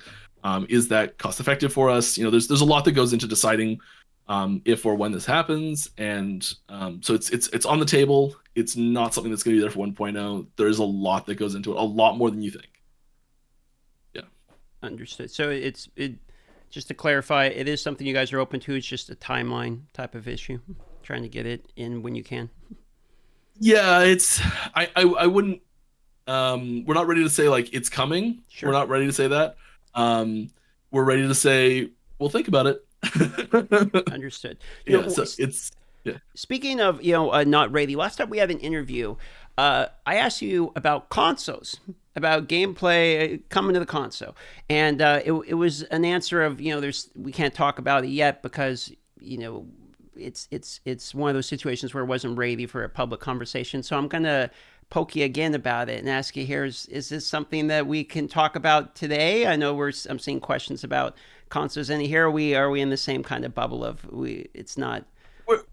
Not much has changed. Nothing's changed there really. Okay. We've I know that bringing our game to console, like getting Xbox and PlayStation up and running with Last Epoch, is something that a lot of us. Like that, for a lot of us, that would be a kind of a dream come true to have a game launch on those platforms. Like that'd be amazing. And there's a huge audience there that we'd love to capture and bring our game to more people and have it be more accessible to more people. We haven't started the process at all. There's nothing. We haven't. I do not know what goes into launching a game on either of those platforms. I assume we have to call one of them up and ask for a dev kit or something. Well, that's good enough. Who knows what that first step is? That's more information than we got. I was able to drag out you last time, so I appreciate the honesty and clarity there. Speaking about calling other people up, and you mentioned other games when we were talking about the WASD. It seems to me like you have a pretty good relationship from company to company with Path of Exile. Is this true? Yeah. Oh yeah. There's Discord calls, Discord DMs. We a bunch of us have met in person at different events. Some of us went down to ExileCon. I got to meet some of them at Gamescom, which was super cool. It's always super friendly, and like it feels, every time I talk to one of them, it feels like I'm hanging out with one of my old gamer buddies. Yeah. It's just like it comes naturally and smooth, and we're just chatting about video games is sort of what ends up happening. And so yeah, I think we have a really great relationship with them. Does that relationship sorry, go on. I didn't mean to cut you off. It wasn't anything else. It's just I enjoy talking to them at all. Does that relationship with the other company mean when it comes to the user experience, they might benefit pretty heavily? Because one of the things, for instance, I saw was they shouted you out on one of their podcasts. I believe it was with Woody Joe. They did a podcast where he mentions your trading system actually influenced the way they're going to be doing trading in their game. So I'm assuming there is some, mutual respect when it comes between these companies and the ways you guys are executing things. Can we also assume there is maybe mutual coordination when it comes to updates or game cadence release? Could we maybe see where it's their season, then your season? How is there anything to expect from a user side there? Well, so from their perspective, as the big dog on the playing field, I wouldn't really expect them to make changes to their plans to accommodate us. Sure. So much, and I don't think they need to, because they're doing their thing, and it's awesome. Yeah. We definitely do look at their release timings and try to dodge their release timings, because going head to head on a release is bad for both of us. There's like that doesn't help anyone of just being like, yes, we share a huge amount of player base probably, and let's fight over everyone's time. I would be surprised if I wouldn't be surprised if at some point we sort of like things accidentally line up, and maybe we hit each other at some point by mistake. Maybe like one of us has a delay or something. Like who knows what happens. But I know we try and find a gap in the player counts to release their things in, for sure. Yeah. So it's not like we sit down in a room and say, "Oh, you're gonna release here. Okay, we're gonna release here." No, sure. that doesn't happen.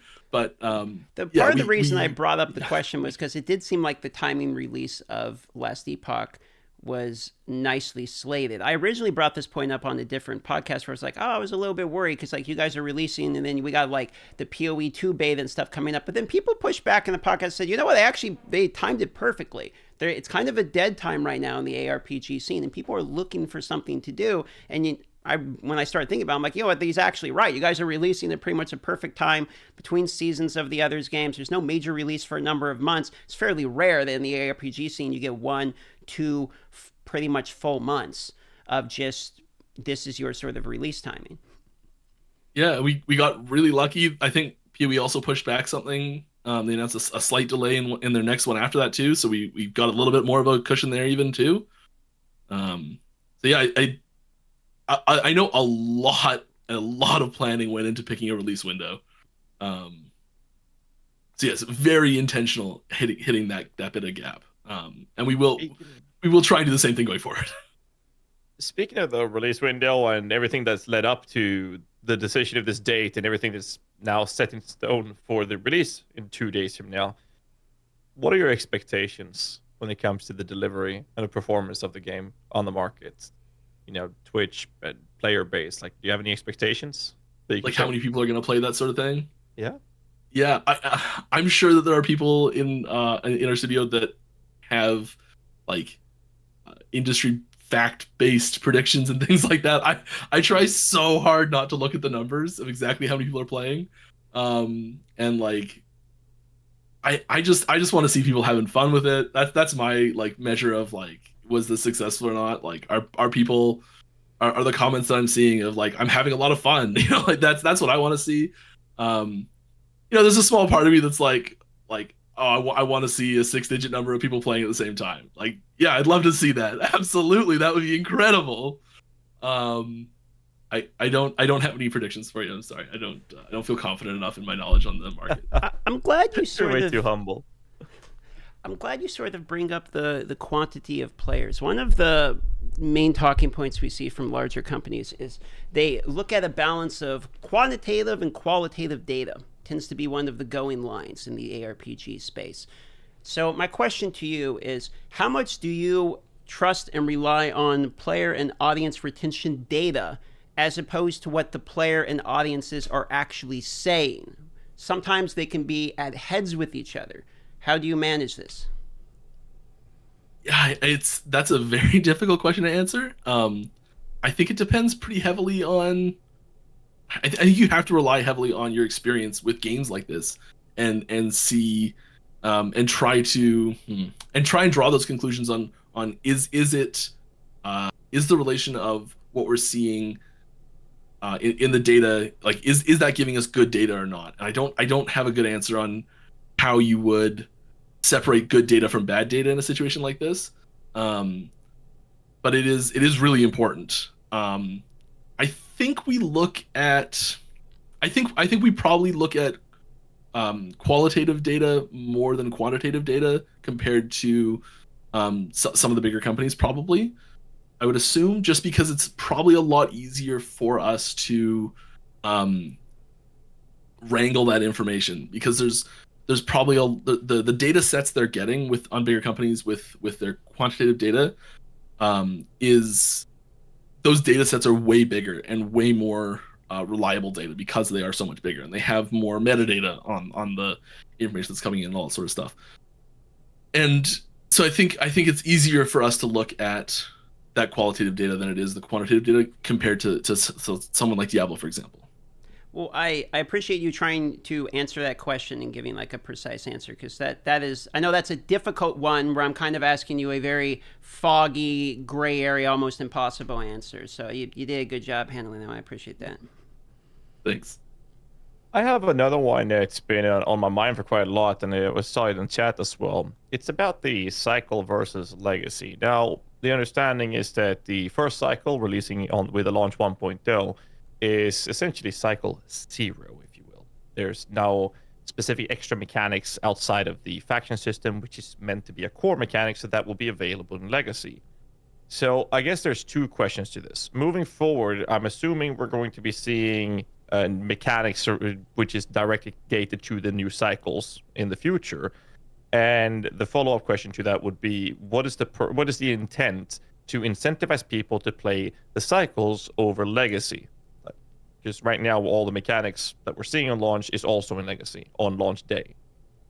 Yeah, so our initial plans for I guess our first few cycles probably are less about having those cycle specific mechanics. We are looking much more into in general, just like everyone gets these types of things initially. So 1.0 and the vast majority of 1.1 as well probably will be just like everyone gets it. There's no cycle mechanics, no cycle specific mechanic. This is one of those things where player feedback is going to be a very heavy topic, like a very heavy source of information, I think, for us. That qualitative feedback is going to be really important in deciding, like, do we want to add more of these cycle specific mechanics right away? We definitely have things that we've got, like, we've no shortage of ideas for things like this at all. And so it's sort of going to come down to, do we start trying to slip those in? How fast do we start trying to put those in? You know, like how extreme are those things? And a lot of that's going to come down to experimentation and feedback. And so I think you're going to see some going forward past 1.0. I think you're going to see a slow ramp up on things like that. I think it would be my prediction of what's going to happen. And the incentivizing features or plans for the to make people play cycle over legacy, because there is so far obviously the fresh economy, not having a person logging in on patch day and 5 minutes later they have best in slot gear, which is essentially what's going to happen in legacy. What's the features moving forward to incentivize people to play cycle? Like, are we going to push the cycle content to legacy at a later date, or what's the plans there? Yeah, so there's not a lot that's going to be happening initially. So it's going to be very minimal at first, and we will sort of grow that a little bit over the patches. I think we're going to start by looking at sort of supplementary things. So like the race, for example, that's cycle only, I'm assuming, because we don't have leaderboards for not cycle, so it would have to be cycle only. So there's like that race would be an example of something we're going to be using to incentivize that. And I think it's a really tough, I think it's a really difficult line to walk, and we're trying not to push to one side too fast, I think is a big part of it. So we are hearing from a lot of players that they're like, that they really want to have cycle specific mechanics, and we're hearing from a lot of players that they really don't want to have cycle specific mechanics. So I think we really need to look into see what our player base wants, what we want for the game going forward. But yeah, there's not going to be a ton of things apart from what you mentioned already. There's not going to be a lot of things initially that are going to do that. All right, that's fair. And another question I had was brought up by chat. I'm trying to stay away from my personal desired questions, so I saw chat asking it, so I'm going to bring it up because I need this one answered. Now, minion control in this game is, in my personal opinion, the best you can have in the genre, which is exactly the same way they have in Grim Dawn. That's minion controls. Minion AI, however, could use some tune-up. What's the plans there? Are you looking into this, or are you happy with the way they're behaving right now? Because I'm not. We are looking at improvements to minions in general. Falconer does bring some new tech for minions that we are kind of experimenting with to help them, behave a little bit better. And I think a lot of that does come with just iterations on how these things function in game, because theoretically on how they work is sometimes different than how they work in practice. So like one thing we are adding for the Falcon specifically, this is a brand new functionality that we didn't have before.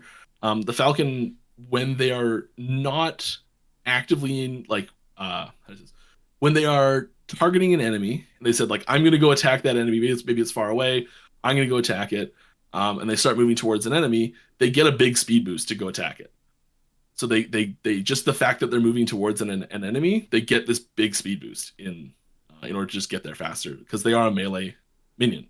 So things like that, you're right. They need to have better engagement, and like as you noted with the item as well, having that increased movement speed. There are these ways that we are looking at improving their engagement. One thing we've talked about adding for so many years, and I really want to get it in the game still, is those minion stances. It's something that we're not ready on yet, but having those like aggressive defensive type stances for minions to really accentuate those controls would be, I think, a really big step forward. If we can get those in, I think that would be a really positive thing. It's not ready. It's not even started. I'm sorry. Well, it's been worked on, but it's not like there's not like a prototype version or something ready to go or anything. But yeah, that type of thing is really important. Well, while GHAZZY's stewing on that one, I'll do a follow-up question here. One of the questions in chat, kind of a random one, but is there better enemy colors so that we know what a rare or magic mini-boss is? Effectively, they're wondering about either outlines or a way to distinguish between enemies. There's I don't think there's any changes for like diegetic things, so like nothing in the actual like on the gameplay model itself that's different, but we did make a bunch of changes to the health bars at the top, so it is much more clear when you do see a health bar, at least if you can tell if it is a magic or rare enemy like that. They do generally have a size bump as well, to help them stick out. So there are some little things here and there, not a big gigantic shift though. Not knocking over my water, I swear. You got one you want to go, GHAZZY, or should I go? I got the whole list in front of me. We can start going. Yeah, down. You could go. I'm still sitting here like soaking in the minion stuff. So. I figured. So I'll give you a breather. So here's a question for you. One of the things, and I like this question because it's, in my opinion, one of the best thing you guys do, and excuse me for saying my opinion when we're interviewing you, but in my opinion, one of the best things you guys have done in the game is how well you introduce the game mechanics and the knowledge that is required in order to play the game. We have the thing like the game guide. You can literally search for things, and the skill tree and everything is fairly self-explanatory, but it is also explained to you in a way that, in my opinion, is digestible. That seems intentional, at least from what I've seen, is it seems to be one of the best explanations out of ARPGs that I've seen. So on that basis, going forward, as you guys are going into cycles, and I'm sure eventually introducing more and more complicated seasonal mechanics or what have you, more bosses, is that still going to be a focus as you introduce more of the in-game potential? Yes, definitely. New player experience is something that gets brought up very frequently. It's something that we try to look whenever we're making a new system. We try and look at it as like okay, I've never seen this before, and quite often the way you get feedback on something like that is you show it to someone who's never seen it before. Starting to run out of people like that, but it is very important to us, definitely. There are clear improvements that need to be done on our tutorialization system still that we are actively working on. So like while I appreciate you that it's very, very good. We definitely recognize there's room for improvements, and we have improvements planned for the future of tutorialization in general. How much of the weight do you guys put between explanation or experience? AKA, how often do you guys want someone's experience with a boss and how good they are at fighting that boss to be based upon how many times maybe they failed to defeat the boss, as opposed to how clear the mechanics are explained by the developer? Good question. I find it's almost impossible to get someone to read something. Like it's like I won't read to guarantee that the average player will read something.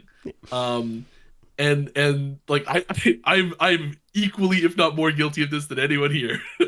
Like we all do this. Like you're like, I'll figure it out. Let's just go, right? Yeah, just go. And you know, to which we really have to look at ways to teach people things without them teach someone something in a low risk environment where they have to do the thing to progress, but there's no way they can die if they just don't do it yet. So like the dungeons are the first example that comes to mind of these things, and something that we try and do in every dungeon to teach them this new mechanic. We said, like, here's a new button to press. You're not going to read it, but you got to learn how to use it. So in the Temporal Sanctum, before you can even go into it, you have to use that button to switch the other timeline. The very first thing you do is use it. In the Lightless Arbor, in order to progress to the into the boss room, you have to burn one of those pyres, which you need to know how to do to fight the boss. And there's these we try and put these checkpoints in where it's like, in order to get to the dangerous part where you need to know this mechanic, you have to have at least used the mechanic once. Does that make it? So, sorry, go on. Go ahead. No, I was. Does that feel like it limits somewhat of the development potential of bosses, or do you feel that it doesn't limit the mechanics that you can exhibit? It just makes it where you have to really think about the explanation first, or how much does that feel limiting when you're actually building out a boss fight? I don't think it's that limiting when you're building out a boss fight. I think there's it might provide a new challenge. It might be difficult in some situations.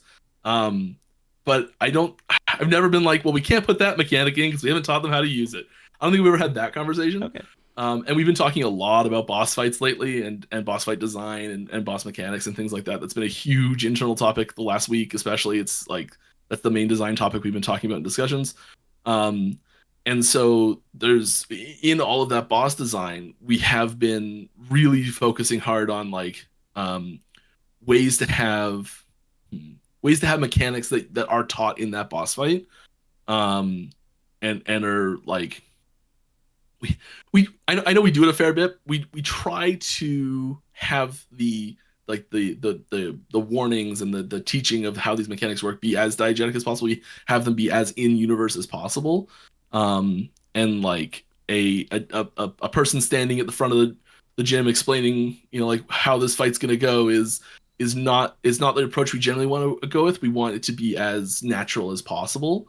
And in situations where players are in a boss fight, that losing that boss fight makes them go back and do many steps before trying it again, I think those are the situations that need to have more clear early stages of those punishing mechanics. So like maybe there's like the final phase of the boss fight, there's going to be this huge thing that happens and you have to dodge it in the final phase or you're hooped.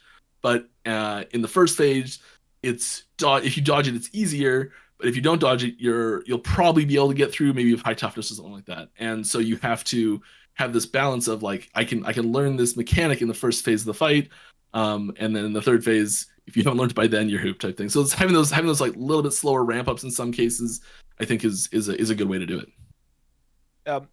On that note, with the boss mechanics teaching, where you got to learn how to tell these telegraphed abilities to dodge them. The current state of dungeons in the game is set up in a way that if you die, that's over. You now need to consume another key.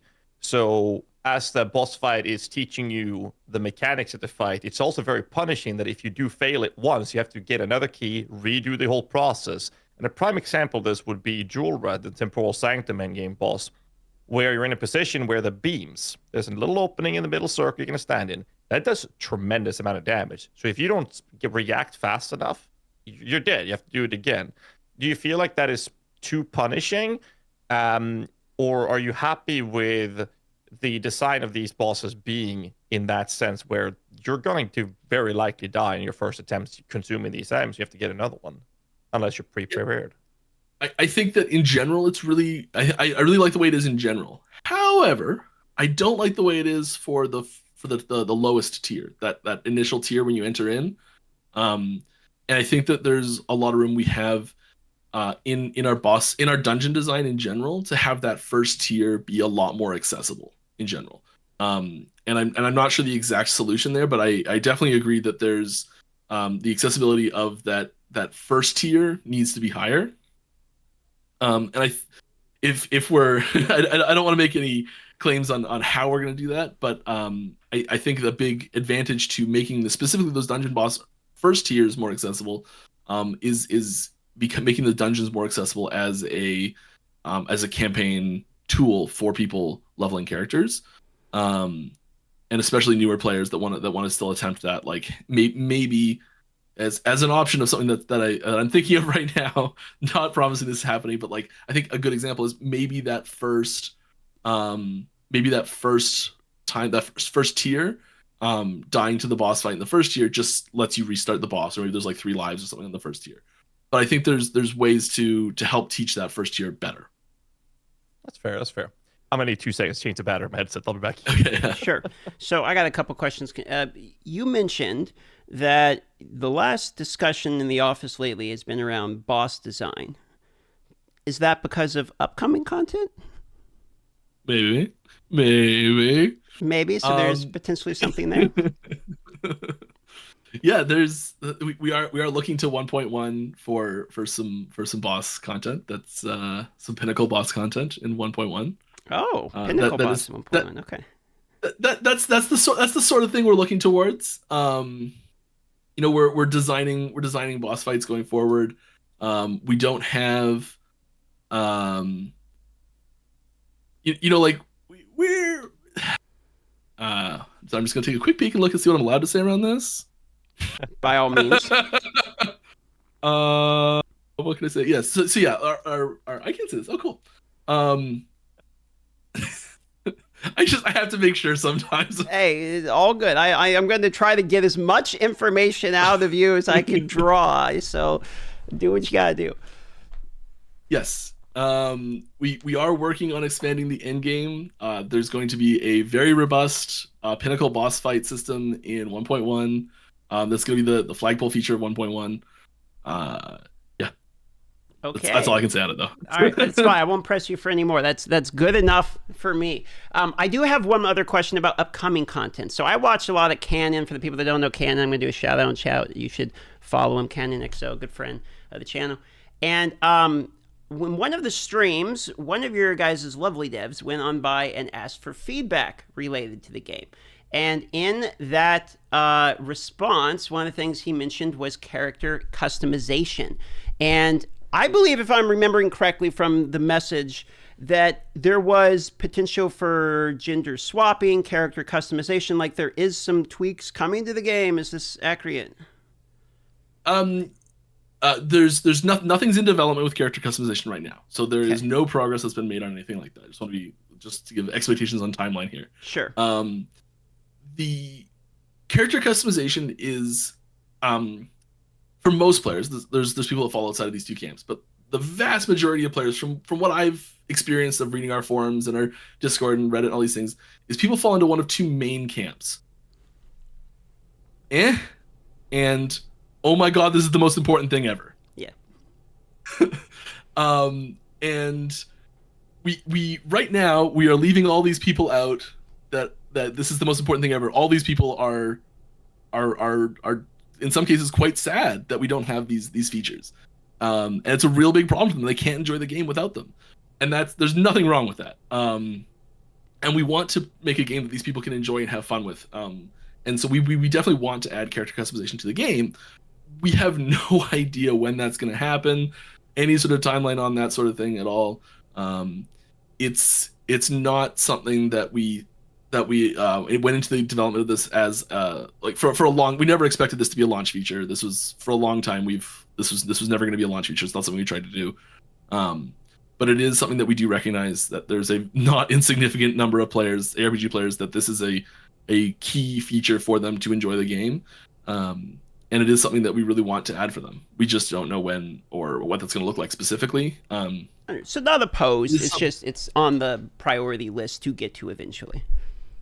Yeah, and having like a body type selector and like all those sorts of things is really important. And so we'll if we're doing this, we'll do it right. It probably won't be, I can say this, it won't be as extensive as like a Skyrim creator or like a Diablo 4 one probably, or like these big games where you're in some cases you're spending a lot of time looking at your character and all these sorts of things. The amount you can see your character in Last Epoch is so much less. Covered in armor. Yeah. But having like key features and things like that is important to us, and is something that we are looking to do in the future. I just have no information on when. I'm sorry. So going back a little bit to the boss and learning question, because it weaves a little bit into another question, which is a lot of people have been asking in chat, and that's about third-party tools. Like myself, I've been making written guides for a decade now for ARPG games, and I know exactly what you mean with it's impossible to make people read. Now, I remember asking Shroud for some feedback, and he said, big words, few words, preferably in a bold font. But that's only going to cover so much. So that's definitely a problem, and people still don't even read that, which is crazy. But it does bring up the topic of third-party tools, such as guides is one thing, but also trade site, for example, which you have in other type of games, crafting tools outside. There's a plethora of third-party tools for a variety of different ARPG games and other games as well. But to stay within the genre, what is Last Epoch or 11th Hour Games' take on third-party tools moving forward with the progression of this? Yeah, so I think the goal is to have the more casual player, someone who's hopping in to have a good time, is not interested in like mega end game pushing, who's like, I'm gonna play the game, I'm gonna hop in an end game, I'm gonna enjoy it, I'm gonna hang around and have some fun. We want that player to never feel the need to go find a tool, to never say like, I can't enjoy this without a tool. We want them to have their entire experience be possible to and accessible to just exist inside the game itself and have fun, and there you go. At the same time, we understand there's a huge portion of our audience that really wants to push as hard as they can and really wants to explore those depths, but maybe doesn't have the time to experiment with everything themselves. And these tools that people create are a huge bonus to their enjoyment of the game. And sometimes you can get enjoyment out of the game without actually even playing the game by just using these tools and things like that. And these are not things that we want to really put a damper on or like shut down or anything like that. Like there's lots of great tools with Last Epoch already that people are making on third-party sites, and they are like, I use them in development sometimes even. They're fantastic tools. I think that the big issue is when those tools start to integrate directly into the game client. I think that's where we start to see problems and things that we'd probably like to discourage. Especially in multiplayer situations. There's probably a more firm stance on that I should be taking, but I don't want to say anything too extreme right now. Anything that depends on or reacts to the state of the game in the game itself as it's running is going to be problematic. So, does that include back off on those? So, for instance, like in World of Warcraft, there's a very common mod, Deadly Boss mods. I'm sure you're familiar with it, right? So these types of mods would be one of the situations where it's like, we don't want these in the game, correct? Yeah, I do not want DBM in Last Epoch. That's a bridge too far. How about someone earlier in the chat was talking about like APIs for like Twitch extensions. For instance, one of the coolest Twitch extensions for Path of Exile is the ability to look at the streamer's gear. This is great for people like myself. Maybe it's a little bit of a selfish question, but it's great for people like myself because I am dog shit in most of these ARPGs. So people can be like, replace that item, that item, that item. And I'm like, all right, I'll do that. So is there any willingness or plans to implement these types of APIs for Twitch mod creators? Yeah, I think those are in the awesome category. They're not something that we have any we haven't done any work on making anything like that possible, and we need to do a lot of work to make something like that possible for people to actually gain access to properly. We've started to we've started to work on a public API. There is a preview version of that available. There's a couple people that have access to that already, and it's going quite well. And we are looking to expand that. There's yeah, I don't have any details on specific features like that, but I think that having that, like that Twitch mod that you mentioned specifically, like if I had a magic wand and I go, ooh, we've got it, I would do it. But you're open to it. Oh yeah. So let's take a few more questions from the chat, guys. If you have any more questions, feel free to tag EHG Photon. We have probably about 10 minutes or so left here, and then we're going to be hitting the 2-hour mark, and I don't want to take up Mike's entire day, so I'm sure we're kind of on the downward portion here of the podcast. So we're going to read through some of the questions we still have banked from the chat. If you have additional questions, feel free to tag Photons, the ones that are already covered. If you missed it, we will not be reiterating, but we will grab new ones and pick it through. And with that being said, I'm just going to grab one of them here straight from the chat, which was any implementation of /played, /deaths, these types of chat commands. Not yet. We started to try and do that, I think, and there was some problem we hit. This is a couple months ago. Sorry, I'm not remembering it exactly. I know that is something that a bunch of us really want to add in. It's not there yet. Okay, it's on the to be determined type of slot as well here. You got one you want to pick here, GHAZZY, for the next one while I pull up the one after that? There's a lot of questions about price checking items, checking the bazaar without physically going there. Is this possible? What's the thoughts here? You will have to physically go to the bazaar to see the price of an item. There is no public Merchants Guild API. There is no way for a third-party tool to tap into the listed items on the bazaar to generate that data for a website. Like that is, it's fully in game. You will have to go to the bazaar to find an item to see if an item drops and you want to see how much that like what's the going rate of price on this item. We don't have an in-game way of doing that right now. I know that is a tool set that you do have available in PoE that is very, very valuable. And I could see it be something that we might consider, but for 1.0, there's no price check tool without going to the bazaar itself. I actually kind of like that. I'm going to be honest. Yeah, I mean, I remember one of my favorite memories was like selling Rune Scimitar 20K.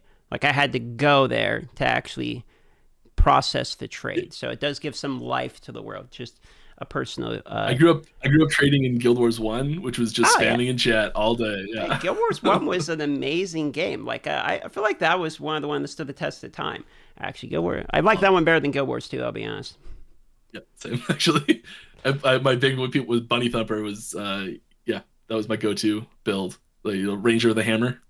Oh, okay. So speaking of builds, while I'm pulling up the next question here, because I have a follow-up here, is what is your build going into 1.0 launch? I'm gonna start playing Falconer. I've been pretty open about this. Falconer is sort of my main, like, Falconer, let's go. Any particular version? That might be better. Way better. Yeah, I didn't realize that switched. Whoops, sorry about that, everyone. Cardio activate. I'll be probably focusing on. I really like Falcon Strikes, and I really like Falcon Strikes, and I really like having a bow with Falcon Strikes. So I'll be looking at, some. I don't want to go into too much detail on exactly what's gonna be, but yeah, it's gonna be Falcon Strikes with a bow skill. This will be the main highlights there. Okay. I have one that I'm personally very passionate about. When there's a lot of effects on the screen, visual clarity gets thrown out the window. Now, I love the idea that the less you see on the screen, the better the build is. That's the ARPG kind of theme. But I'd like to see the cursor, and I don't want to be forced to use a third-party tool for it. Are there plans for a bigger, more high-contrast cursor option in the game?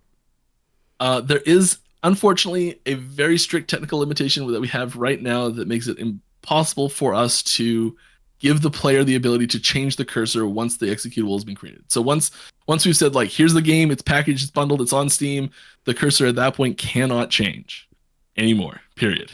We can package the game with a different cursor, but we can't add options to change that right now in game. We just don't have a way to do it. I'm sorry. Is this something we're desperately trying to do? Yes. Okay. So till then, third-party tools it is. Until then, I'm so sorry. Yes, it will be. Unfortunately, be third-party tools. Okay. So the game is going to be down, is my understanding, for 24 hours here, starting tomorrow. I don't know the exact time. I'm sure people can look it up. But during that time, after you guys are, I'm assuming, loading the 1.0 patch, etc., is there going to be a preload portion, or is it all at the same time everyone download go? All at the same time everyone download go. It would be nice to do a preload portion. This is one of the prices we pay for having a true offline mode. Sure. Is there's no preload. Understood. Speaking of the offline mode, glad you brought it up. Customization in terms of the items, your purchasable cosmetics, I believe, is my understanding. I haven't tried the offline mode with them yet. I have purchased some cosmetics. Do they currently work with the offline mode going into 1.0? No, our cosmetics is strictly an online feature right now. So you can only use cosmetics with online characters. This is something that is being brought up to us in feedback as an important thing for a lot of people that we need to fix for them. So we're looking at our options. We're looking at solutions. This is not a closed conversation. We are fully, like, if you've got feedback on the matter, please let us know. We're looking at lots of it. We're reading it. We're seeing what we can do. Yes, for 1.0, initially they will be hard locked to online only. I'm sorry. Assuming it's a technical issue or like verification of the purchase or something like that you guys are running into. Yeah, there's a few little things. There's a few factors working together in there, but yeah, you've hit the major ones there. Got it. I'll rapid fire another one at you here, which is that when you're doing a market sale, okay, if you put up an item for sale and then you take it down, you do not recover 100% of your favor, correct? That's right. You get half of it back, I think. Okay. So one of the questions I saw related to that in the chat was, what about people who are continually getting undercut? So let's say you put up an item, it seems like fair market price is 500K. So you put it up 500K and then someone puts it up 400K and then the price just starts tanking. In terms of recovering your favor, it's just, well, you sold it at what you sold it at. There's no way around recovering the favor. This is just part of the market, correct? Yeah, it's just part of the market. Assume so. I could see I don't know if there's how to say this. I can't see a problem off the top of my head, but there might be a problem somewhere that I'm not thinking of. In having an option to drop the price on a listed item as like maybe like a separate favor cost action where it's like you can pay like 10% of the favor you paid and change the price and you can only drop it or something like that, or maybe you can raise it to, I don't know. But like I don't. We don't have anything like that right now, but it is something that I could see us looking into an option for if it became a problem. Understood. Thank you for the answer on that one. I'm going to pull up the next Another question. Another question that was brought up is in connection to the cursor question, and that is scaling of UI. Is that something we're going to be able to do? Yes or no, or is it the same limitation? Not at 1.0. It's a different limitation. Okay.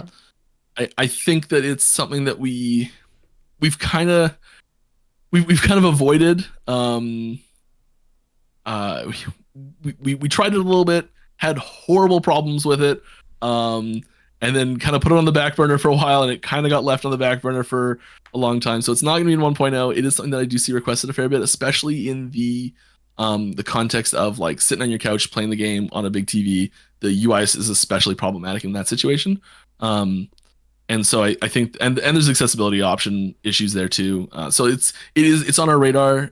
It's not something we have a solution for right now. I'm sorry. All right. So plans to add in-game achievements or challenges for Steam on 1.0 launch? Not at 1.0 launch. But yes, achievements are something that we are looking at. I think that achievements are there's a lot of great things you can do with achievements as far as like incentivizing people to like take certain actions in the game where you're like you put an achievement to like beat the campaign, or you put an achievement to like get to corruption 400 on in the monolith as an achievement or something like that. It gives people these these goals and these calls to action on things they can do in the game that are really useful. You can also do like jokes in there as well, which I think is a lot of fun. My favorite achievement ever being the Deadpool game when you like stand up at the very start of the game. All you do is you just press any button and stand up, and it goes achievement unlocked, stood up, or something like that. And it's like, that's what sort of game this is gonna be. We're not planning those, for the record. Understood. All right, I'm picking up the next one here. Bizarre Outside the Game, we covered that one here. So here's one. I think we've touched on this one, but it's a good point just to double check on. Is each cycle going to I know we don't have this with 1.0 launch, just to be clear, you've been very clear about this, but is each cycle going forward going to be introducing a major mechanic behind each one of these cycles? Is that the plan going forward, or is it the type of situation where, okay, maybe it's not a seasonal mechanic as we're used to in other ARPGs, but some major update instead with the cycle, such as the faction system that's coming with this one, which is going to be core? Yes, we are still looking at very significant updates for the game every single cycle, having a big influx of new awesome stuff to do, new challenges to overcome, new things to get, new things to unlock, like all these things. We are definitely planning on adding in a very significant content update and cycle new content. I don't know, trying to use the word cycle content because it's not cycle specific content, but new content for each cycle that will also be instantly core is the name of the game for the first few cycles anyways, at least. And we do plan to have those major updates and major content and major like end game things. We're really focusing on the end game going forward. That's the big focus of things to add in the future, is like 1.1 Pinnacle Boss is our main thing, which is like a huge end game thing. It's not just, let me clear here, this is not just like we added a boss that's behind this door, go. It is more than that. So there's like it's a system. Yeah. And we're looking to add these systems and expand on these systems and expand on the existing systems, and add in new things into the monolith, add in new dungeons, add in like maybe another whole new mechanic system, a whole new endgame system. Like these is like endgame is our focus going forward, big time. We know that's the main place where people are going to spend most of their time and is going to be the most challenge and have the most fun for the game. Yeah, we are really focusing on that content. I gotta say that it just is, from a personal side of things, I'm glad to hear that in-game is like the super superior focus. I know that's kind of typically in most ARPGs, you focus on the end-game because that is, the genre in which we all play. But I felt like the core skeleton you guys have of this game is like insanely well done, to the point of, do you guys feel that way as a company too? I'm sure you do. It's your game. You're going to be proud of your product. But it feels to me like you've built it in a way that it is very easy to implement these additional core mechanics, like you're talking about these seasonal mechanics of cycles, and build upon it. Like the core itself does not fundamentally have to be reworked. It's not like you got to rework all the itemization, 4 seasons in. So it is kind of cool that you guys have a solid base going into it. I'm assuming that's the consensus. You guys are satisfied with the product going into 1.0? Yeah. And you've hit exactly what our strategy is that we really built the monolith system and our current end game for 1.0 to be a fun system, to be something that people can sink their teeth into and really like and grind out some awesome builds and like get these cool interactions and explore the possibilities and all these sorts of things. We really made sure to prime our end game systems with plenty of places for expansion and updates and improvements, and like the entire process of making the monolith was like, here's what it's going to be at launch, here's a specific spot that we've got planned for an update, that like, okay, here's like we've got end game systems planned going forward. This is it was built with longevity in mind from the very beginning. Absolutely. That's good to hear. That gives us a lot of hope, I'll be honest. Yeah.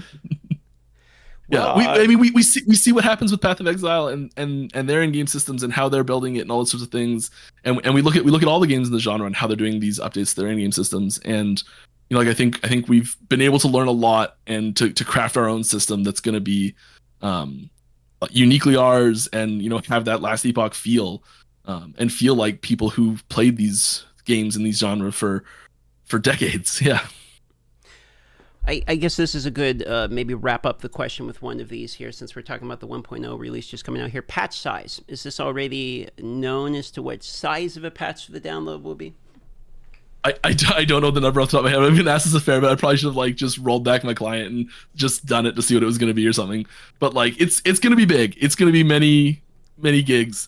There's a lot that's getting added in. It's going to be a big patch. I know there's people that have slower connections, and I'm so sorry. That's going to take you a little bit to get in. It's not what we want to have happen. I wish I could, invent middle out compression and have this show up immediately. But there's a lot we're adding in, and I'm really proud of what we're delivering for 1.0, and I think it'll be really worth the wait for that download to happen. Any closing words or any final questions? Otherwise, I think we're pretty much just above our time limits here. Don't want to waste your time, Mike. Not a waste at all. Always a pleasure having you on. It was a pleasure last time, and great to have you on for a second show as well. So big shout out to 11th Hour Games and Mike for joining us in the second interview. Launched coming 21st of February, and it's going to be fun. It's going to be very exciting to test this out. Mike does stream some dev streams every now and then, so do make sure you check him out on his Twitch channel. We're going to have that linked in the YouTube descriptions down below when this ends up on my YouTube channel. And this is hosted, our Tavern Talks, bi-weekly-ish. It's been a little bit messy with the schedule with all the releases lately here on Darth Microtransactions Twitch channel. And you'll find our links to our media stuffs as well in the descriptions below. But I guess you guys have anything else to say. I'm just going to say thanks so much for tuning in. Don't forget to hit the like button, subscribe for more content, and I'll see you guys in Etera on the 21st. I'd also like to say at the end that I hyper appreciate how much you've engaged with the community. The very first time I ever streamed the game, I'm not you specifically, but also your team in general. The very first time I ever streamed the game, you guys had multiple people in the chat kind of talking to me and asking what I thought, or giving me feedback on things. Even took some harsh jokes that I threw your guys' way in stride. I noticed that you, like GHAZZY here is pointing out, you're consistently interacting with the community, with the live streams, etc. And just from somebody who also interacts with ARPG communities in general, I'm sure you already know, but it does seem like that impression of being willing to come in front of the community you can see that in terms of how people feel about the communication from the company. Like, it has a wide-reaching impact that I'm sure you're aware of. So I appreciate you taking the time, not once but twice now, to come onto the channel and do an interview. And thanks for everything. That's about it, really. Yeah, you're welcome. Thanks for having me. This is the whole thing's been incredible. And 10 years ago, I never thought I'd be in a situation like this, and I'm absolutely loving it. Well, I wish you the best of luck for 1.0. I really hope that your entire team has a happy, healthy launch. Me too. All right, it's gonna be wild. No matter what happens, it's gonna be wild. Oh, thanks for your time. I'll let you go. Unless GHAZZY's got any last words, I think we're on the GG portion of it, ladies and gentlemen. Let Mike know your closing comments here in the chat, and we are headed on out. Nothing. I mean, you put it up, worded it very nicely there. I can be a little bit blunt with the way I express myself sometimes, so that was really good that you took that one. Well, thanks, everybody. All right, and we are out. We will see you on hopefully the next podcast with Mike, if we can talk him into a third one. So, all right, bye-bye, everybody.